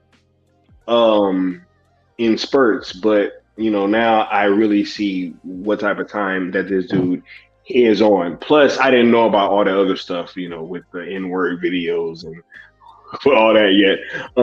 But with him being exposed in several different ways now, I'm just really hoping that, everybody else can just kind of see this dude for what he is, and we can just all move forward with all of these kind of characters, because they all hang out together and they kind of like run in the same circle. And I'll just say this and I'll be done with it. Robert Meyer Burnett, definitely, because I had a plan on to something that I was going to do, and he just pretty much solidified what I've been thinking. So be on the lookout for some content coming soon, pretty much. And I'll leave it at that. It's a nice little promo, little foreshadowing, if you know what foreshadowing is. Man, yeah, I wish I had watched the video. I'm kind of like in Mikey's standpoint, because I'm always behind the ball when it comes to stuff like this, especially with the NFL season going on right now. Obviously, if you guys follow this channel, if you subscribe to me, you know that my passion really lies in football. And that's where, my bread gets buttered, so to speak. So I'm really paying attention to all of that. And when any of this stuff goes on, it's kind of like my second focus. Like, you only have so many hours in the day. My free time right now goes to editing and making stuff for people. And after that, then I can catch up on stuff that's happened on videos. If you guys are live at the time as well, I'm not watching any other things. I'm watching you guys as live. Like, I'm supporting the homies. So I don't have time to fucking watch this stuff. So the limited amount of time that this stream was up, for whatever reason it got taken down, I don't know. I'd really like to know that. Well, Robert, he put it in private. That's what I mean. But like, why? Yeah. I think it's because I don't want to speak for him, but I would imagine he probably was like, all right, I got it off my chest. This coward's not going to come and say anything. He didn't want to give him any more fucking... Right, because he's a roach. He was like, you know what? I'm not going to let this dude keep leeching off my popularity or however, clout from me. Think about it. We don't ever talk about this guy until something happens, right? Like, he's a roach. Right. And that's kind of like my thing too. Another point proven this should be, because I know for a long time the rhetoric was like that's all we thought about, was the betas and all that, just because we roast them so often because they made it so easy. That should prove people's point and my point further, the fact that like I don't think about these people at all. The only thing I wanted to watch was just RMB's take on it. Like, I just wanted to hear someone of his pedigree really conversate on something that we've heard a lot of, and I wanted to hear his take on it, and hear him defend himself. Not only because he flexed, right? He flexed big time. He flexed big time. I love that. He didn't hold back, dude. He was out. Nah. Yeah. He like. Yeah. This is the thing. I was talking earlier with someone who would say she's general audience. She's not involved in any of this stuff. And I was like, because I was actually laughing and I was on the phone. She goes, "What happened, babe?" And I'm like, I tell her. And I basically broke it down like this. I said, this guy is a roach, or a rat who he can't handle any form of, let's say, a man who is in the lowest of the low and the highest of the high, right? He can't handle any level of, let's say, beef, conversation, debate. He's been cooked on literally every level, and he's basically scorched the earth on every major platform on social media.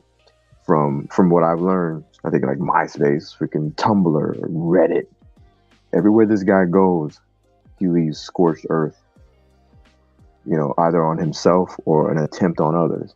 And then he's tried to come at us. I told her about that in detail. We all know I ain't gonna go through it. And I said, now he's trying to come at someone who's, pretty well known in his realm of filmmaking. He's like a virus, right? That just jumps from host to host, attempting to kill him. But he ends up making them stronger in the end. And like every virus, they don't want to die. Viruses want to live. So they're not really trying to kill you because they might need you later, right? So this guy, he ain't going anywhere. He's just a virus who's going to try to incubate again one day. But, Incubate, yeah. 2023. let me say this real quick. In 2023, shout out to Mikey and the Mikey verse. He's going to need to be on watch, and I'll leave it at that.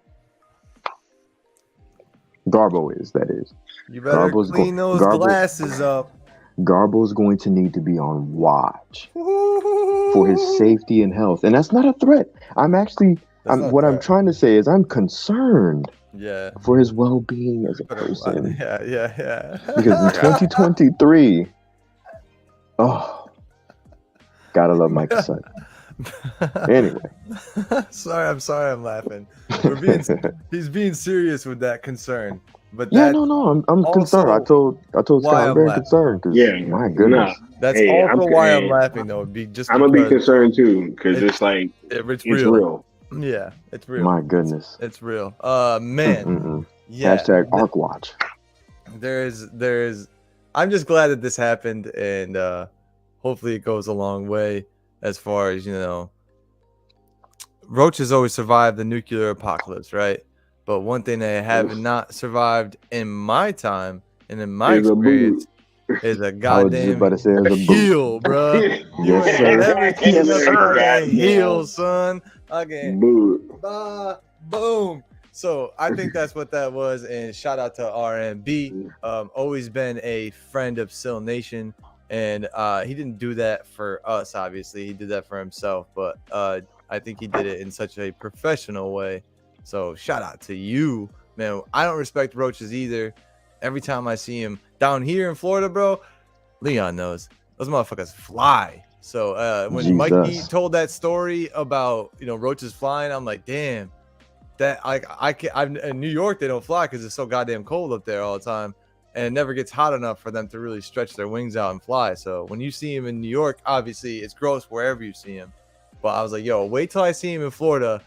Just because Mikey told me that story about the roaches, I was like, yo, or told us that story, I should say. Shout out to Mikey for the culture. Because, man, I got down here in Florida. I was like, If I saw one in my garage. It was outside. I was like, yo, we ain't playing. Lock the doors. This shit. He will fly at you, mother. And of course, as soon as we're going in the house, this dude fucking takes off. And when they you can hear them when they're flying, a little drone. Yeah, you're like, oh my god! You're walking up the wall to hit him with something, and right when you hit him, the fucker will fly right at you. Hey, dude. Austin, you ever heard that dumb, cute name that they try to call them? They're palmetto bugs. I'm like, bitch, don't be trying to give them a pretty name. No, the roaches, nasty roaches. Yeah, pretty name. No, palmetto bugs. This woman that I work with calls them oaches. I don't know why. She's like, oh man, there's an oach. We got an oach. It's like, okay. Won't even give them the respect of their whole name. Just yeah, she won't even. Yeah, she's and you know what she says to me. And you guys will know obviously what type of lady she is when I say this, but I asked her, I was like, why don't you say the R? And she looks at me and she goes, Austin, you know you never dropped a hard R. I was like, oh no, you didn't just say that. You didn't just say that. No way. Oh my god. You gotta love people in Florida. And yes, KR, I saw your question and it has jumped on me. I am in Florida too. Not a native, just a relocative. And man, is it fun down here. Mikey is hilarious. He is literally describing like semi-Florida culture, like because they got that in the Philippines over there. So I feel like we're keep your lights on for real. Yeah, we're kindred. Yeah. Super for gross. Real. They're big motherfuckers. We're talking about roaches in Florida right now. I love it, bro. And that is akin to the guy that was trying to call out RMB. And one thing they can never survive, man. They love dog food. Yeah, keep your lights on, keep everything on. Man. Hey, Mikey. Keep your heels, keep your boots on keep tight, your boots ready, and shine your light, shine bright. You know what I'm saying? Everybody out there that has a garble in their life, shine bright. You scare them away. You feel me? Straight up. They scatter, dude. Oh man, gotta love it. But let's move on to the last topic of the night, and let's get ready to close this out. This is gonna be a good upswing on the vibe we got going on right now. We killed the oach, we cleaned it up, we're all good. So let's get some cheer back in our lives. And one thing that I want us to end this stream with and effectively end this year on YouTube for Freezing Cold Takes, because next week, see you next year, it'll be 2023. Shit. So this is a time where we say, New Year's resolutions, boys. I don't do them anymore, but I thought it'd be cool to kind of just come up with them on the spot. You know what I mean? You get to a certain age and you're like, fuck it, it's a new year. Like, I hope I don't get doing fat. what I want to do. Yeah, right. Like, what do you want me to do? I'm not gonna start working out. I already do this shit. You know what I'm saying? Like, it's stupid. So, I never have really stuck to New Year's resolutions either. But I do have one, and I need to be better at my time management for YouTube. But that resolution comes with getting paid more so I can get a new setup and get a professional computer so I can get things done in a more time efficient manner.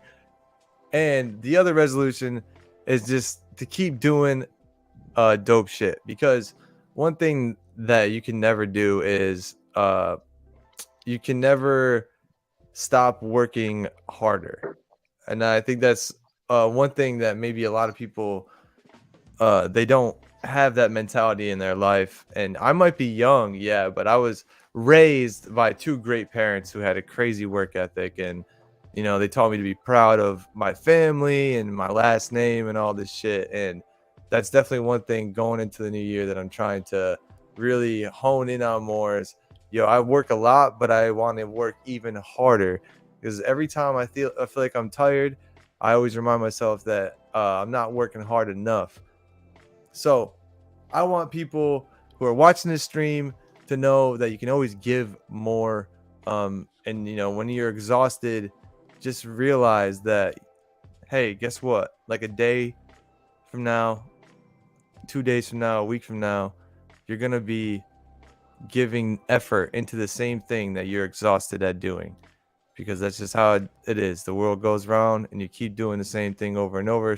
So why do something half-ass when you can do it all the way, man. That's just how I was raised, and that's where I want all of us in Still Nation to go. Have a New Year's resolution, jump in, don't just dip your foot in.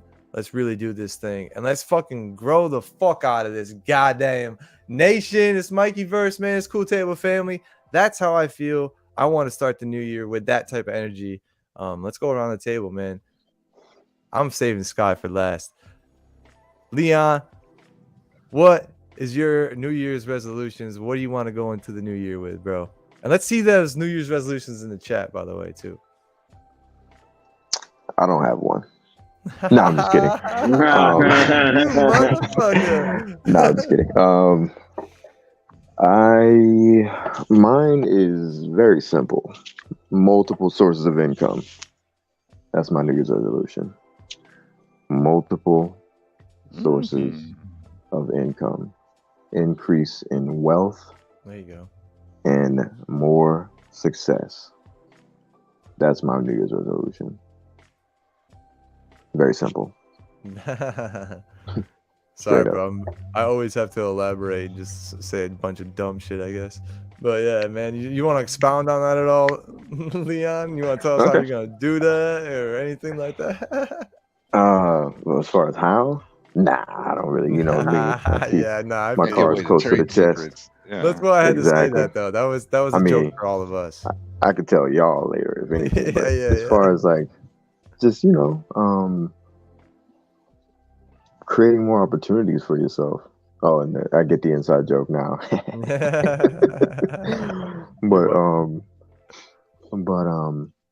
but just like seizing the opportunities that are put in front of you, man, and just cultivating, continuing to organically cultivate the community that we're in now. I think that's another resolution too, man, because it's a beautiful thing we got going on. And it is. I appreciate everybody rocking with us, every night in the wee hours, and just all over the place, man. Still Nation, you guys are so fucking loyal. You know what I'm saying? Like, you guys rock with us, literally, from Sil to Mikey to the Cool Table and everybody in between at random hours of the day. The drop of a hat. You guys are there, man, and I really appreciate that. So cultivating you guys and giving you guys something to be to continue to back up, because you don't want to stand behind something that's gonna fall, right? Yeah. You don't want to stand behind something that will waver. You don't want to stand behind something that you'll be embarrassed about. Shout out to the Garbles of the world, right? You want to stand behind something that you know to be true and to be something that you can be proud of, right? Even if it's this geek stuff, take pride in it. Give it your all and be successful. And I know we all got lives and we all got a lot of stuff going on in our personal situations, but we make do with what we have as the gentlemen that we are and the hard workers that we are and talented as we are. Scott brought us together inadvertently on some these guys pretty cool in the chat, seem like pretty cool guys. He didn't know what the hell we were capable of. He didn't know I make beats. He didn't know that I had a lot of knowledge in the industry and other things. He didn't know that Austin was great at editing and marketing and all that. He didn't know that Necron was a freaking metalhead that's great at music history and knowing how to break down and analyze music and the history of it. Like, he didn't know any of that. Yeah. But we freaking came together, man, and it's kind of nuts. So that's another avenue of success that I want to see cultivated in our geek community and space. So yeah, man, I appreciate y'all rocking with us, and we're gonna continue to give y'all something to look forward to, Hell yeah. And Sox is saying his New Year's resolutions to help any way I can to make the Mikey verse even better, and to be happy to be part of it with you great people. Man, you got that down already, but yeah, continue to spread the love the way you do, Sox. We enjoy you. But yeah, I gotta say, Leon, thank you for expounding on your point, my friend. You made it simple to begin with, but thank you for elaborating, because I know that you're capable of such great analysis, and you can articulate how you feel in such a good way. I wanted to hear it for myself. Oh, yeah. And I'm sure the chat enjoyed it as well, man. You know me, I only talk when I have to. But, I know I had to keep it pry simple. I had to You were pry like, it out. and I'm like, well, I guess I can go ahead and expound a bit more. But yeah, I appreciate your appreciation. Oh, absolutely, dude. Yeah, Taladia. I do. I still call him the wrong way just because I want to. What's up, homie? Yeah, he says you rock with the best. We do, man. We rock with y'all. We do. We rock with the best. And Mikey, thank you, man. Thank you for all of the laughters and for the continued laughing. Mikey's a friend of ours, man, and we really appreciate him being around here. Even if you didn't have a comic book and all of this, putting us in the comic book as cameos or whatever, we'd still rock with you, Mikey. Just know that. Just know that. Just because you're a fun. We was already rocking with him before that shit. Yeah. So right. Facts. We was already rocking before that was all. And Marcus, that's icing on the cake, man. Absolutely. That's what I mean. Yeah, it's dope, man. It was all crazy. organic. I just want him to know that had to be said. It had to be said for anyone who's maybe new here. Think we're grifting or anything of that nature. No, this is 100% USDA organic, certified, bro. Certified. Yeah, man. Yeah, even before that shall not be named, hashtag ArcWatch. I was telling them behind the scenes all the time, we need to come together. We need to meet. We need to get with Mikey and Sil. We need to go da. And then, oh yeah, sometime in April. Oh, nah, we gotta beat that shit. We gotta move it up. And then ArcWatch came and I was like, oh shit, we definitely gotta do this. So I was always hyped to hang out with everybody, man. I'm still hyped. The icing on the cake and the cherry on top came behind the scenes. Thank you, Mikey. Appreciate you, man. And the one thing I can say is thank you, Mikey, for including me in Dreamwalker, bro. You made my dream come true. Childhood Leon, if I can go back and talk to him and say, bro, you're gonna be in a comic. Oh shit. He pissed himself. I can say, yeah. He'd be like, what? I don't know if we would be the same people though today. You know what I mean? We had to go through some adversity. We had to go through some, diamonds are only forged through pressure. So if I would have known I was going to be in a comic book in some way, shape, or form, there would be slightly less pressure on me to be the dude I am today. And Cocaine Bear would just find himself a female bear. That's hilarious. And I did see Nightwing, so he wanted to find himself a lady to balance him out. Yo, man, sometimes that's all it takes. Just sometimes you don't gotta look too hard. That's all I'll say about that. The best things come to you in a lot of ways, but you just put your feelers out there. It's called fishing for a reason. Mikey says, "Bros, absolutely, dog. The chosen ones. You made us feel like the chosen ones, homie. Goddamn." And yeah, Socks is for real with this. Mikey Sutton is the real deal. But yeah, so with everyone, continue to putting your resolutions in there. Even if you don't have one, make up one. You don't have to hold yourself accountable to it necessarily. Just know that you told us all, and we'll know for the entire year that you're not holding yourself accountable. Just saying. I'm just kidding. Necron, what is your? I almost went into a good countdown right there.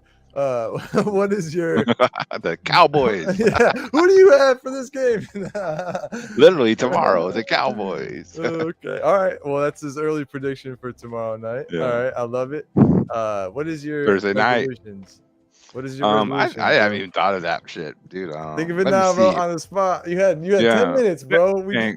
How can I improve greatness? Let's see. Oh shit. I can try.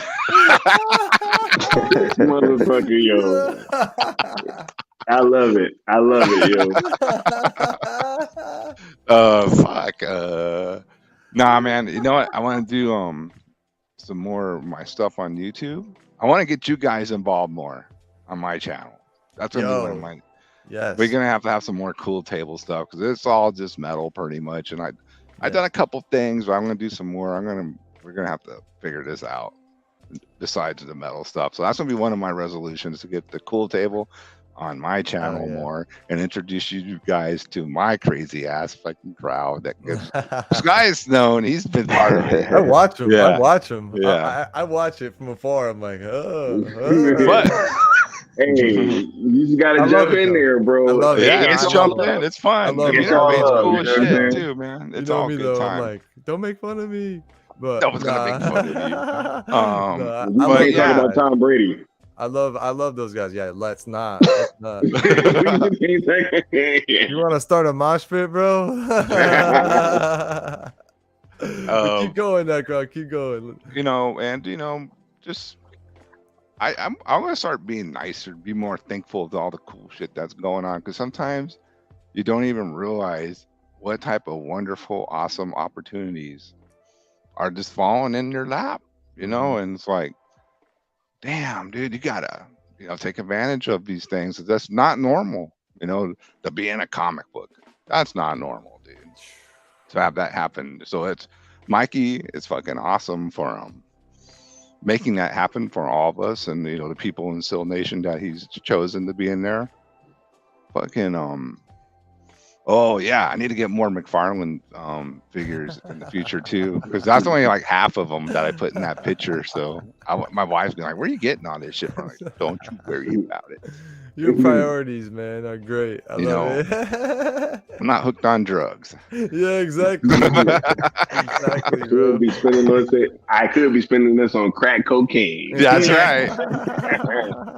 I could be out at the bars 2 in the morning, having a good old time. Taking a ski trip.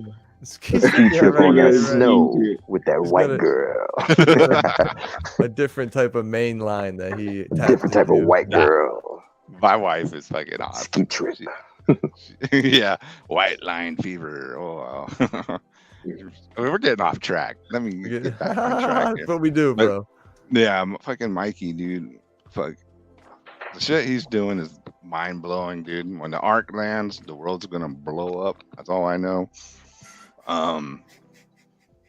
Hanging out with you guys has been great. I look forward to doing it more next year. And I hope we can be some fashion. We can do it where we can do it more often. It doesn't have to be late at night, where we can just be able to do this shit.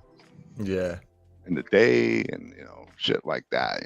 But I get it. We all got jobs. We got to work. Eventually.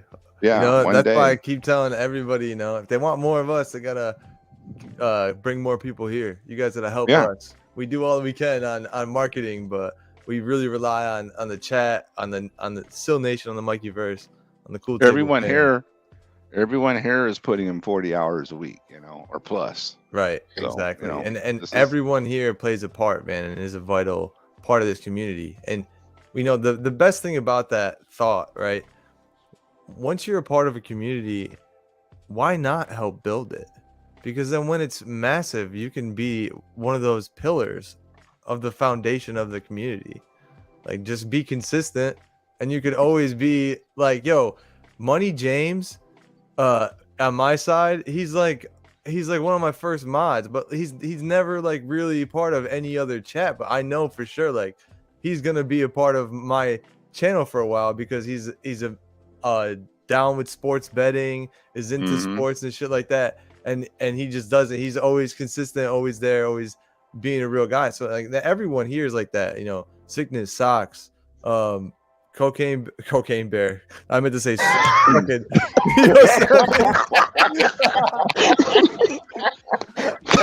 Cocaine Bear is down. Hold on. That's somebody new, bro. I know, bro. That's my first time seeing this motherfucker. He's just like, yo. Hey. Cocaine Bear is on the arc already. Said, I rock with the bear, bro. I was trying to just read the chat, bro, and he's like, I rock with the bear. I feel you, Austin. It was right underneath. Oh damn! Cocaine Bear, welcome aboard, bro. You guys know what I mean, bro. Hey, the Batman, welcome aboard, bro. Welcome aboard. Shit, all these fictional cool ass characters can come through. Captain America from part 1. Nah, you can stay home, bro. Bro, sorry. Okay, dance with the US relationship brick by brick. Hey, quick question. I saw something that Mikey put in the chat. Did we skip over that? Maybe we did. What did we skip over, homie? Let me scroll back up. Oh, we did. Fight scene between Leon, Sky, and Necron is lit. Yeah, we can't wait for that, man. Bruh, man, look. It'd be nice to have that by summer, Mikey. I got my money on me. I got my money on me. Can we have like? Can we have like? I got to bet on black, huh? Can we have like oh shit! Dude. Oh shit! Bruh, yeah, but you're going to an all-white planet. It's all ice and snow. Planet, Uh-oh. Oh, hey, shit. What do you mean by that? I know. The mental mind games have begun. That is hilarious.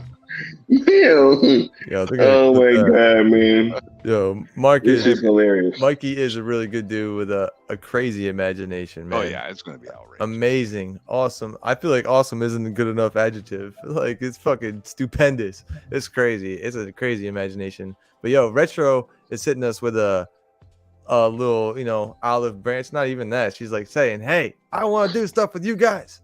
She's part of it. Yeah. Thank you so much. I want to do more movie talk collabs with you guys for sure in 2023. You guys have such brilliant movie conversations, and I love it. Hey, Retro. Hey, I gave the Cool Table chat, Cool Table, sorry, not the chat. Oh yeah, the back chat, an idea that we're not going to say on the channel, and you definitely would be a great part of that. You know what I'm saying? I think, especially with the comedy, bro, we be having some funny ass moments, like at random. So yeah, Retro is on the clock, and she know what that means. She is on the clock. You know what I'm saying?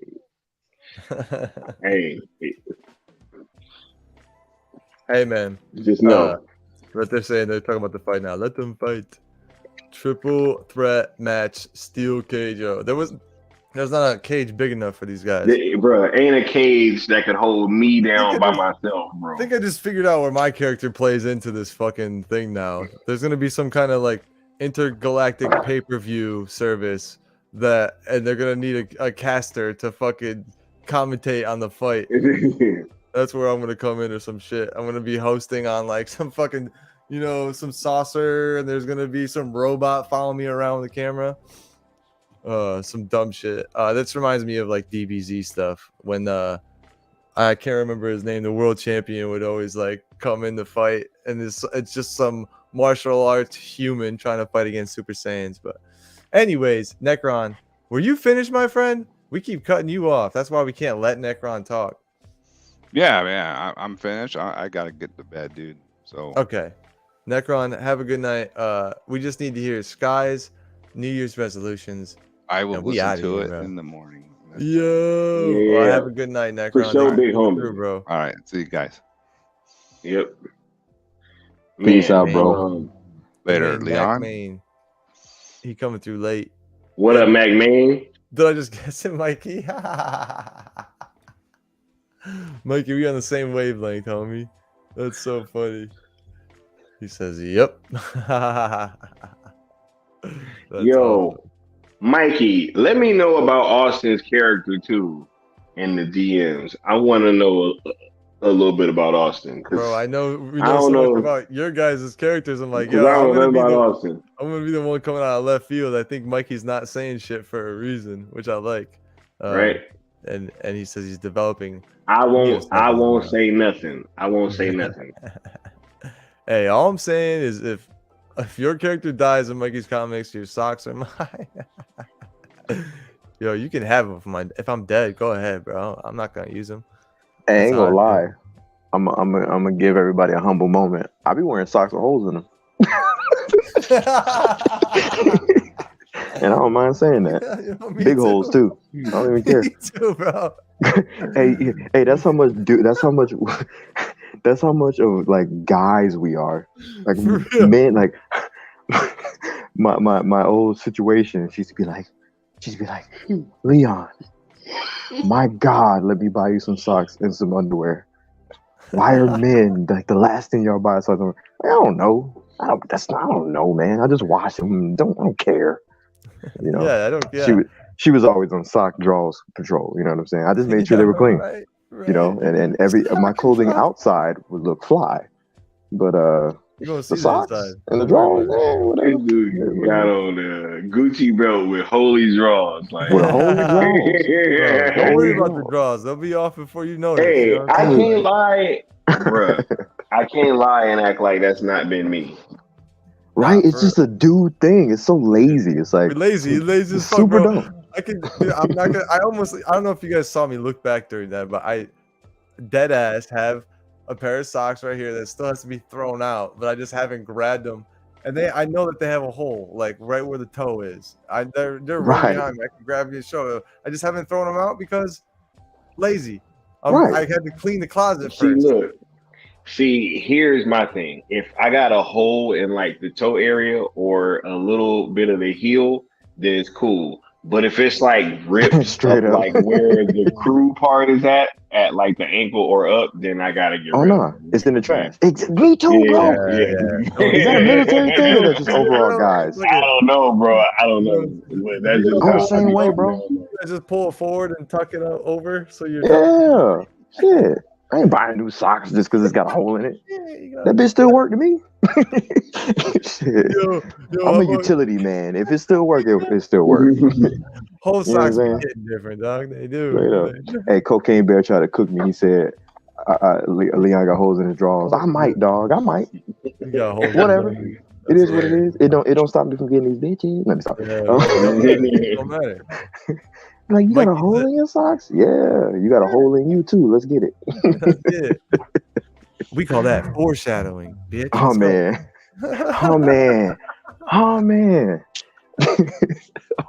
call that foreshadowing. Straight up. Let them know. Mikey said, Sky, I'll have you bombing on your show. Sounds like a plan, man. I'll be there. Fucking A. Keep in mind, you all have ulterior motives. Yeah, that's what I'm waiting for. I'm waiting for mine. Like, what is my ulterior motive? It's going to be super sinister. I feel like, man, Mikey's cooking up something. I love it, though. That's the best part about this. Some of this, I hope he keeps a secret from us. Go ahead, Mikey. If you want to keep it a secret, go ahead. Keep it a secret from me, man. Oh, no, I can't take it more serious, bro. Once I'm in the arc, bro, I just want to know everything. You're right. I was over here like, I don't know what everybody's talking about for a hot minute. Yeah. If you open that door, I'm not going back in that fucking arc. Dude. Straight up. It's smelly. My heart can't take this shit no more. You know what I'm saying? Yeah, and Marcus knows. Sometimes we forget to throw them out, and sometimes they go through the wash. I'm sorry. Exactly. I literally have one side of my drawer with my good socks, and the bad ones I don't even fold them. I just throw them in the drawer and just pick them up and do they match? Whatever. Whatever. Whatever. The very good, the bad, and the ugly, but all bad for sure. That's so funny. Oh my goodness. And he says, Socks has the cleanest yet most disturbing house. Oh my goodness, bro. I can't wait to see this all fully realized. It's all in due time, man. All in due time. Domain, I hope you're doing good, bro. I see you, Domain. I shouted you out earlier. Mac Main, Domain, DC Talk. But Leon is a badass, very strategic. Sounds accurate as hell, honestly. Ooh, Mikey, thank you for bestowing that honor upon me. My brother, I love it. That's awesome, dude. But everyone has seemed to put their resolutions in the chat, but one person we didn't hear from is Skywalker. What is your resolution going into 2023, man? Man, how deep we gonna get? You know what I'm saying with this, right? Because, like, look, I'm gonna be honest. As deep as you want, bro. The last couple resolutions that I've had, going into the new years, I pretty much had them all come true, right? And it's funny because from this year going into 2023, a lot of them I already know are going to come true, right? And this was before I knew what each of these things were going to be, right?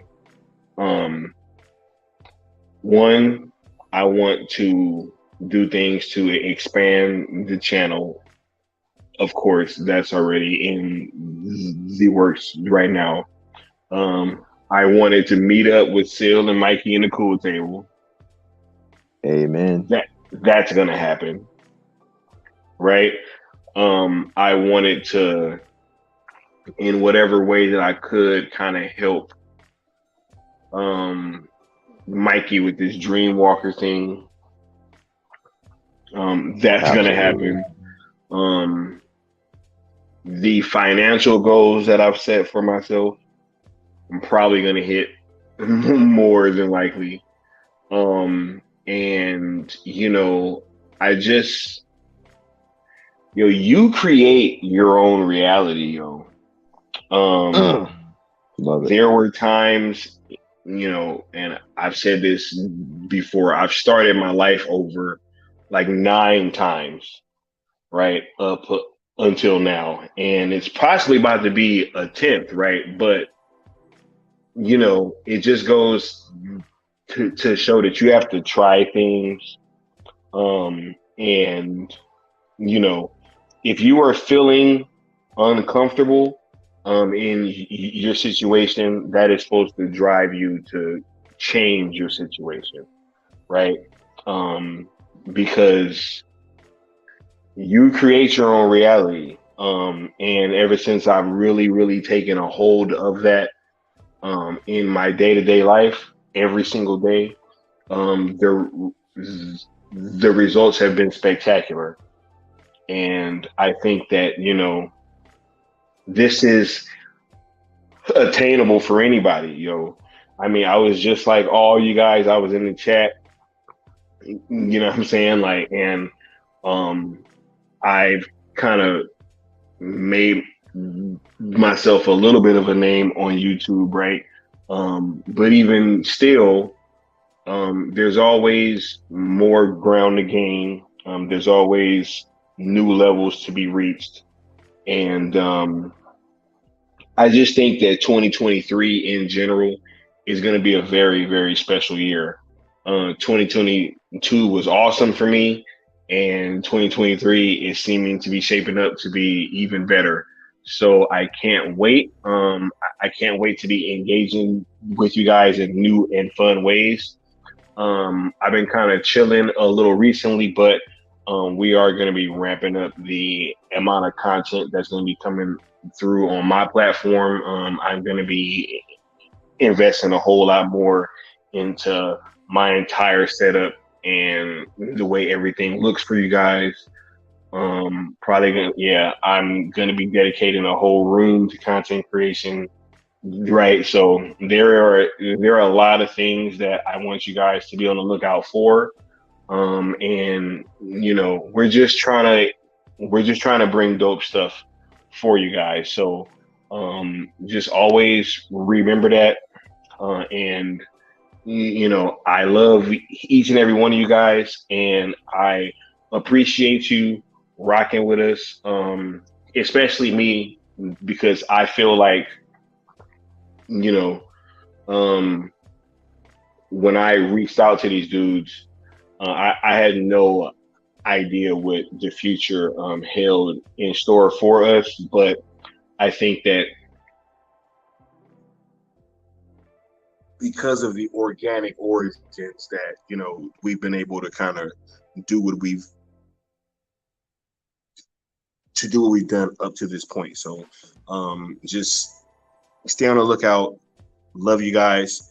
Much appreciation, much love, and I'm looking forward to a fantastic 2023. So we'll get to it, and cheers, Neo. Cheers, mate. To 2023. To 2023. The Batman, if we can make this happen, that'd be amazing. Would love that. Sock says, if it wasn't for Mikey Sutton, none of us would be here. None of us would have found each other, and none of us would be a part of the Mikeyverse. Here's why we are all here. He has my respect and thanks. Socks, I have to mirror that with Sil, for sure. Absolutely. I found Sil first, and we brought in Mikey. In my eyes, that's how I saw it. And you came with Mikey, so thanks for being here, bro. But the Godfather, Sil, the people's champ. Bruh, Sil is why I started my channel 100%. 100%. Like, you know what I'm saying? I literally was seeing what was going on, and I was like, yo, I can't just allow the homie to be out there fucking taking grenades by himself. You know what I'm saying? I was like, no. I'm about to just start making content. So absolutely. To Sil and to Mikey, you guys have both changed mine and the entire Cool Tables live. So much love and respect to all you guys. Sil is such an interesting his brand, everything's very interesting to me. Like, I remember seeing him on like Lightcast and the Culture Nerd, them all getting together doing whatever. And I used to I tell this story all the time. I used to be like, man, who's that dude? Because I didn't really see too many brothers in these spaces, getting on the streams and the podcast representing. And I don't mean that in a stereotypical way. I mean, generally speaking, like, they don't really, and not on some political crap, but just for some reason, I don't really see a bunch of us doing much, unless it's something that kind of looks stereotypical, typically. And so, not to sound redundant. So when I saw Sil, I was like, "Who is this cat, man?" And then he was just doing his thing, and I just like automatically started saying, "Who?" And trying to find this dude. And for the longest, YouTube was like, "No, you can't find him." You know what I mean? It's so crazy, dude. It was weird. And I would ask Lightcast all the time, like, "Yo, how do I find this channel?" And he would go crickets. I DM him, crickets. And then eventually YouTube recommended him to me. And I was like, "There's that dude." And so I started watching his stuff, low key, da-da-da-da. And I was just like, man, something about Sil makes you want to, like, I guess depending on like where you're from, how you were raised and what have you. It doesn't have to be that, but for me, it was like that. Like, there's little things he was saying, dude, I was just like, I connect with this guy. Yeah. I connect with this guy. That's what's up. And the more and more I watch him and how he maneuvered through the geek spaces, I was just like, this guy's dope. So about what he's doing makes me smirk and makes me like proud, even though I didn't know him at the time. You know what I mean? And then, you know what I'm saying? No, go ahead. I'm good. Go for it. You wanna know what's crazy is that when I first started finding Sil too, it took me not like I subbed and then it unsubbed me and then I had to sub. Like, yo, but that's the thing though, bro. Like, whenever it takes you a while to be able to get to something or to like really achieve something, it's really worth it, right? So even just your journey, like finding his channel, right? That was crazy, but Sil was also the first channel that I was ever a member of as well. Word. I used to do a lot of super chats, but soon as he said, "Yo, I got the memberships," I immedially signed up. Right. I wish I did. Right. As soon as it went up, and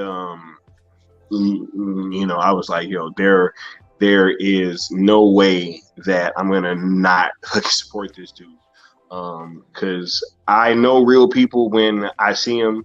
And, I'm really glad that I came across his platform and his content because that definitely inspired me to start my channel, and which also led me to be able to do all this dope shit and form the Cool Table, bro. With you guys too. I was about to say that, and to link up with you guys too. Facts. When you just said you see a real, that's what it is, man. It was something about like what he was doing. I don't know. This is weird. I was just like, why the fuck do I think this man's real? I don't even know this dude like that. And then I know y'all remember this. I was in the chat and I was like, I don't give a fuck. I'm gonna look like a real boomer right now.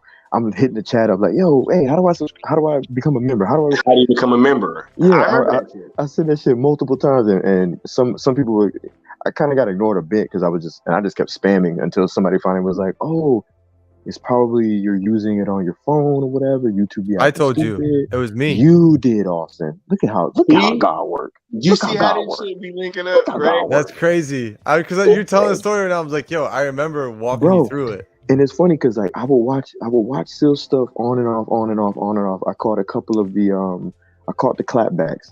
That's what really got me hyped about you, Sky. You and I already knew Abu Nas. I didn't even know. Abu Nas too. I didn't even know. Bro, I was like, who the fuck is this dude, Sky?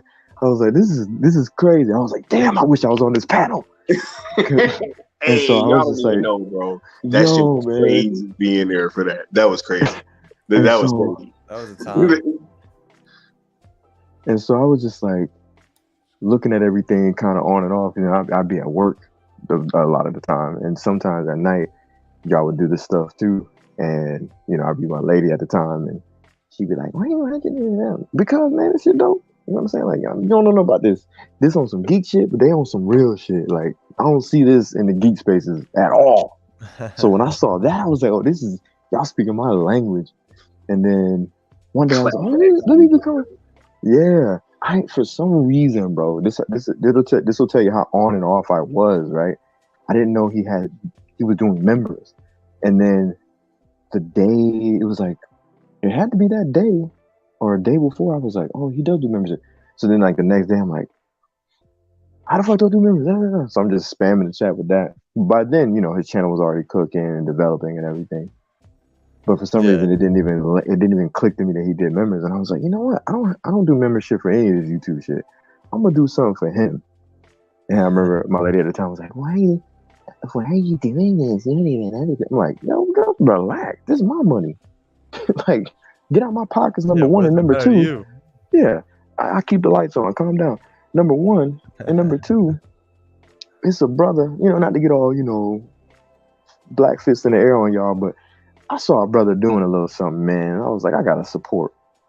So I'm gonna throw my money and invest in this dude. You know what I'm saying? Like, and he's a real brother. He's not some stereotype or a lame or a little nerd. He was somebody who was like, hold on, bro. Y'all can't be trying me out here on these streets. I'm gonna let y'all know what's good. I was like, yo, this dude is a stand-up guy. So I was like, let me put my money on this. And it was because he kept it real with everything. Information he gave, his attitude, his professionalism. I just felt like it was all real, man. So I was like, you can get my money every month, bro. Here you go. Straight up. Before I became a member, I would just like send him tips every once in a while. But right. Homie, I was saving for this to move to Florida, so I couldn't. Any penny that I could pinch, I was pinching it. I had to feel you. Pay so much goddamn money just to move down here. And if anyone has moved from one state to another, they know how much that is an investment. Just buying, like trying to put a deposit on a place that you've never been to before, then the moving truck, everything. Bro, I moved from California to New York, then back to California, then moved from out there to bro. So yeah. Were you still in the Army when you did all that though? No, when I moved to New York, that was before I went to the Army too. So no. Okay. Because that's the one thing. Because my brother, he moved around a lot too. But when you're in the Army, they pay to have all your shit fucking moved for you. And you don't have to do any of that. No, so I was like, oh man, that would be nice right now. Like that's all my mom kept saying. I didn't get none of that. You know what I'm saying? But this is just a dope time, man. Yeah. So, anyways, I wanted to say that when you become a member, right? It doesn't matter when. It's the fact that you did. It shows huge support, and that interaction, the interaction that everyone just saw right there, right, of me and Leon being the guy that you know now, but also at that time was a guy who was trying to come in and it was a new person and really wanted to support. That's what I feel like we have to be aware of everyone new coming in, man. Like there is a lot of times in Sil's chat now where people are so quick to, because Sil's giving them a mod to like ban somebody or time somebody out just because they have a differing opinion or they read it in a certain way. It's like the easiest thing to do, is to help people, right? And be nice to them and be cordial. Like Leon was like, yo, can someone fucking help me? And if like no one knew to have the empathy like I did and be like, yo, fuck what Sil's saying right now, Leon, like let me tell you like what's going. And it was probably some like dope like new scoop. I was like, nah, I'm gonna help Leon because I know he's someone who wants to support. So help people out if they're new, and you never know what they're going to be in the future to you and the community. They could be a vital person. Imagine that, right? Imagine if like, you know, and I wouldn't have let anybody in the chat deter me, right? But yeah, imagine if some asshole was in the chat like, look at this fucking dumbass. That's what I mean. At that point in time, you would be like, all right, well then fuck you. I'm not going to pay. Nah, I wouldn't have. Right. Because I was doing it for Sil, right? But yeah, however, right. What if? That's what I mean. And anybody could be like that, though. Like I know you're not so fickle, obviously. No, I'm very thick-skinned. I have to be. I'm an asshole. Knowing people on the internet like we do, though, we know that that's a very big possibility of that happening. So just what? It's been some motherfuckers wilding though lately, y'all. Like no. I'm saying, no, you know what I mean though. There's nuance to what I just said. There's no absolute there. It's just like they're coming in. They're trying to figure some shit out and they're annoyed maybe, but like again, when people have emotions about what's going on and someone might be just coming in the troll or whatever, or just someone might be a valued member in the community that hasn't been around for a while and they have this rapport built up where they come in and they say some shit, you know, just to stir up Sil or whatever. Like for a while, Parademon 44 would just like troll on Sil, but he was a vital member in the community because that was just his dynamic. Like he just trolled. And it's good to have that. It's good not to take yourself so seriously. So that's just a message out there to Sil Nation. Let's not take ourselves so seriously and be a little more welcoming to people. Just because at the end of the day, it ain't your fucking channel. So don't run it like you want to. Run it like the big homie. And he don't give a fuck. He'll bring anybody on and have a conversation with them because that's what adults do. And I think that's what another resolution we need to have going on to 2023. So we can grow the numbers and grow the platform because more the merrier, man. There's no echo chamber here. We want it to be a loud fucking chorus. And if we can add a room onto the room to get more people in here, we're going to do that every step of the way we can, man. We're putting a hotel on fucking Boardwalk. Bet your ass. You better hope you skip over that spot because we're going to make you pay if you land on it. You know what I'm saying? There is the video. If you guys remember at the beginning of the stream, we were waiting for that rendered video. Let's just play it real quick and we'll end the stream off.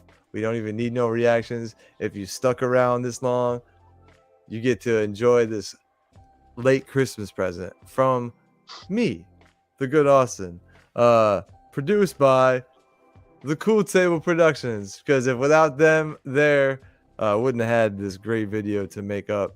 So everyone's saying facts, Austin. Yo, everyone in the chat, this chat has a cool vibe. The chat is lit.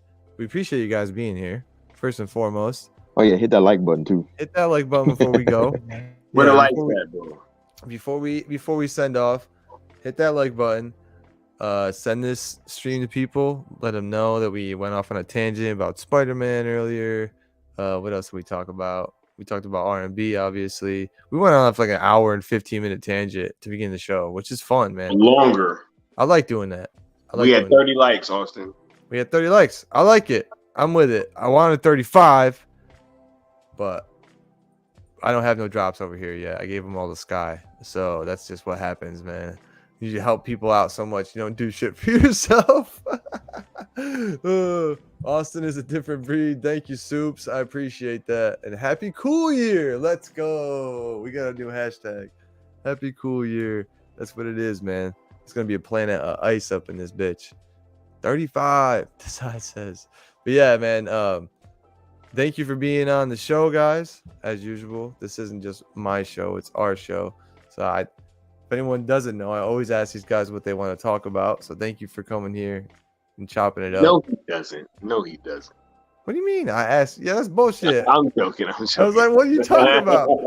I got an eyewitness down here, Leon. Tell me, bro. What if Leon would have backed me up? I know. I was just waiting for him to back you up. I was just waiting for it. I'm playing Switzerland right now. You know what I'm saying? Just Switzerland. I'll let y'all duke it out. I don't know. I don't know, man. I don't know, man. Yo, but yeah, thank you guys for being here. And here's to a great 2023. Hopefully, not hopefully, next year when we're doing an iteration of the Freezing Cold Take show at this time again, we're going to pull up this clip and we're going to be like, yo, look at us last year. Oh, damn. Because 2023 is going to be quite the year, man, when we step off that arc and we start building a new utopia, if you know what I'm saying. But like I said, we have this Freezing Cold Take to end the show, and I hope everyone enjoys it. I hope everyone has a safe, happy New Year's celebration. If you're like Leon and you like to go out and enjoy yourself, just be safe, get home safe. We need you here next year. So don't disappear. And I meant to rap that one, Leon. I liked your one earlier though. You're like, yo, damn, I didn't mean to rap all that. Fuck. he was like mad that he did it. But any closing remarks, my friends? Skywalker, you want to go first, Leon? Oh, I was not. Okay, yeah. You can go first. Somebody. Yes, I will be doing a end of the year stream that I'll be announcing pretty soon. To kind of wrap up everything on my channel for the year. And also I'm going to be doing a retrospective kind of on Zach's DC movies. I got that coming up pretty soon. Me and Leon going to be linking up pretty soon. Yo, I got a lot of stuff coming. It's just a lot of stuff coming. A lot of stuff coming in this new year. And I think that you guys should be excited because I'm excited and it's going to be exciting. You know what I'm saying? So, hell yeah, bro. Yes. Be on the lookout for that. Hell yeah. And Leon, any parting words? Yes, sir. You and I have a project. Me and Sky have a project, and me and you have a project, Austin, separately. Hell yeah, dog. Me and Sky have a secret project that I think we've told you, and we told the Cool Table, but we haven't told the public yet. But me and you, Austin, we still got to do the Cowboy Bebop joint for sure. Coming, dog. It's getting set up. We gotta make sure we're not just gonna put that out there, y'all. You gotta realize that's a refined piece of master class that is gonna happen. We gotta pay homage. Exactly. We gotta do our due diligence. The GOAT anime, Cowboy Bebop. Redefined. The GOAT anime. A generation. Whew, my brother. So we got that going. Cocaine Bear, you could tell Cocaine Barely. Fucking bear. Anyway, what was I gonna say? And we still have a special project that the Cool Table has going on. It's a special project that I don't want to talk about until we do it, and devote some time to structuring it all, because it's I'll tell you in the back, because Sky's like, what? I remember. What you put back there earlier? No. That's something. That's a new good idea. Yeah. Wait, so Austin already knows? Yeah, you know too. He told us all of it. But don't say it. Don't say it out loud. I just put it in the chat. I just put it in the back. As soon as he sees it. Yeah, as soon as you see it, yeah. Oh! Yeah. We definitely still have to do that. Okay. And we'll do that on my channel. That's going on my channel. We got the Cowboy Bebop thing going on my channel and your channel. And I think we also have me and Sky's project going on my channel too, if I'm not mistaken. Let's go, dude. I think. Leon's channel about to blow the fuck up. So yeah, 2023 is gonna be busy. Yeah. Along with Arc Watch. I mean, we could do the thing that we talked about on your channel, Sky. I just didn't know if we were doing it on mine, because I think we said we were. I don't know. Dude, I think that's I think that was the plan. Yeah. I think that's a perfect the thing that you got. Well, the thing that you talked about, the whole Cool Table. I think that's the perfect thing to start a merger like stream where we do like all of what you talked about. Like we do ours on our channel. If that makes sense. Absolutely, man. You like Absolutely. that I did? All right, yeah. Absolutely. So we're in here publicly brainstorming vaguely as fuck as possible. So this is about due time. We close it down. Thank you everyone in the chat for being here. And Leon, thank you for letting us know what's coming up. And absolutely. I am getting Cocaine Bear tickets, just so y'all know. Oh, we're going to see Cocaine Bear. Yeah. For sure. We gotta go see that. Bro. We gotta do a review on that for sure. That's opening night right there. That's like, yeah, man. I can't miss that. Shoot. Not at all. People think we like cocaine now because we're rooting for Cocaine Bear. Like, dude. Really? Like, y'all, is hilarious. The haters are hilarious. That shit just looks like hilarious. Cocaine. Like, really? That movie looks hilarious. Funny, dude. So because I liked Dune so much, I like playing in sand. Like, I don't understand. Like, what the fuck? Yeah. We live in Florida. We do like sand. At the end of that trailer, when he was chasing the ambulance, bro, I was losing it. I was like, what the fuck? I think he got that was the most ridiculous shit ever. Dude, and it's I want to go see that for Ray Liotta's last performance, man. Yeah, man, absolutely. You know what I'm saying? It's just what a movie to go out on. You know what I mean? What a fucking movie. Oh man, what a movie. But that movie's gonna be great. A lot of great things come for 2023. So I felt like this is a good time to get a little retrospective with it, and try to foresee the future like Skywalker did, putting us all together, man. If you ask the good Austin last year, at this time, I don't think he was even called the good Austin yet. And look where I am now. So you never know what you could do in a year, guys. In the chat, you never know when you start stacking those years on top of each other, where you'll be in 5 years from now. So keep pushing. If you feel like you're down in the dumps, we'll be there for you to pick you back up. Because, man, I got enough fucking positivity to go around to everybody. And anyone who tries to stop my shine, just know you're going to get the shade right back. But that's how the energy I'm leaving at this year. I can't wait for next year. I can't wait for Sunday because is more football. So I hope to see everybody back on this channel, the Good Countdown, back on a Sunday. Might have a little Saturday stream by myself. We'll talk to Sil. Plans might change and we might be going Saturday. So be fucking ready. Keep your head on a swivel. Okay. If you get past the ball, you better catch the ball. That's all I'm saying. But yeah, 2023 is going to be a fantastic year.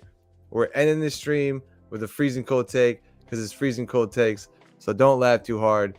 We all make pretty big asses out of ourselves. But with that being said, enjoy, y'all. Happy New Year. Be safe. Much love from us, the Pool Table, to y'all. Peace out. Peace. Yo.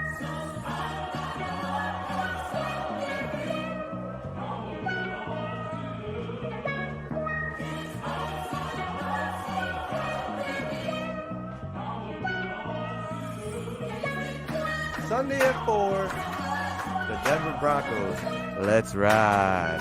Going to LA to face the Baker Mayfield-led Rams. That's what's going on here, man. What in the world is going on, Batman? I don't know, but I think the Broncos, they've been playing way better this year on defense than anyone has given them credit for. And that's what carries on the road.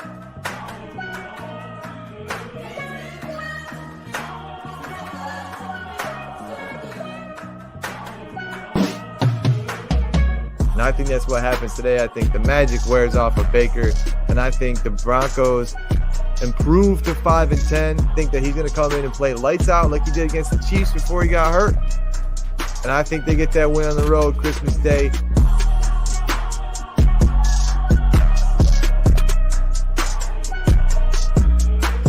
So, yeah, this is the garbage bowl, as I guess I'll call this game.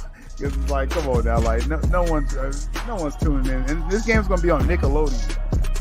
Just throwing it out there. Are you? Okay?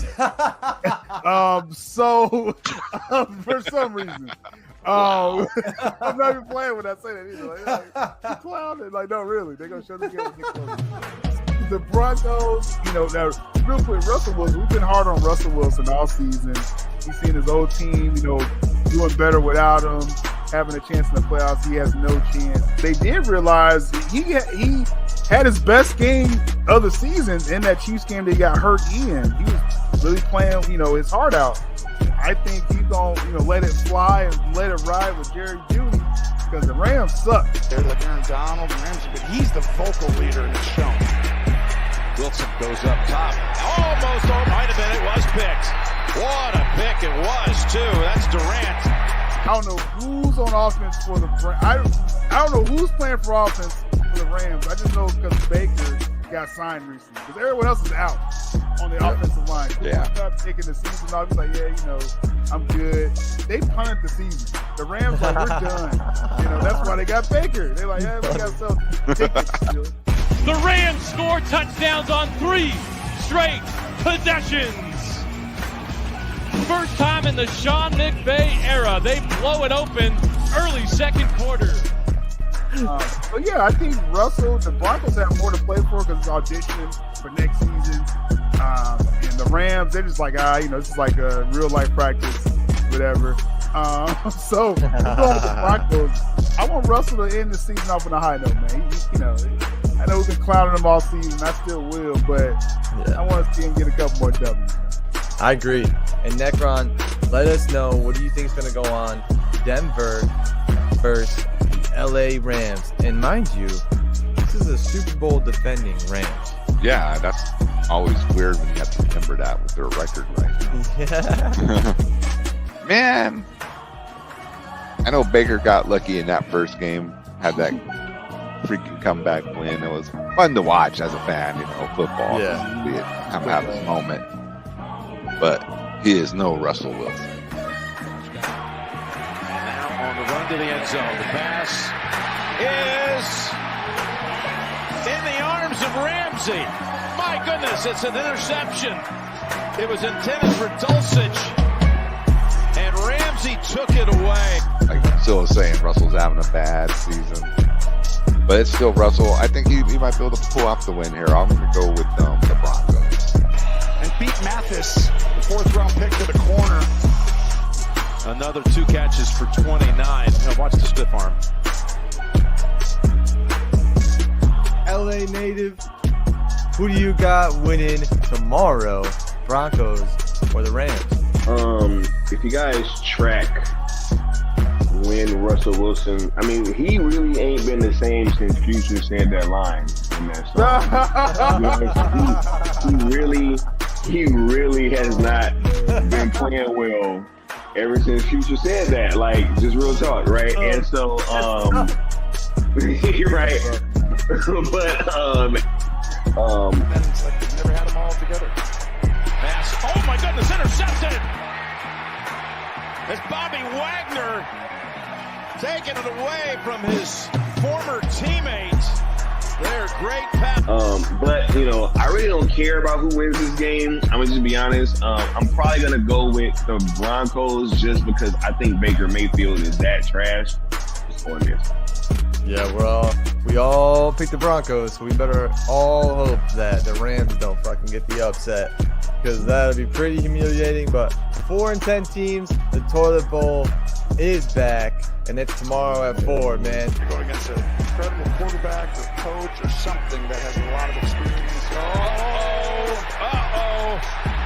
This is going to go the distance. Second pick of the game for Kobe Durant. He started it off, didn't he, earlier in the game with a big interception, and he finishes the game with a big interception. Merry Christmas to Kobe Durant. He's going to remember this one forever.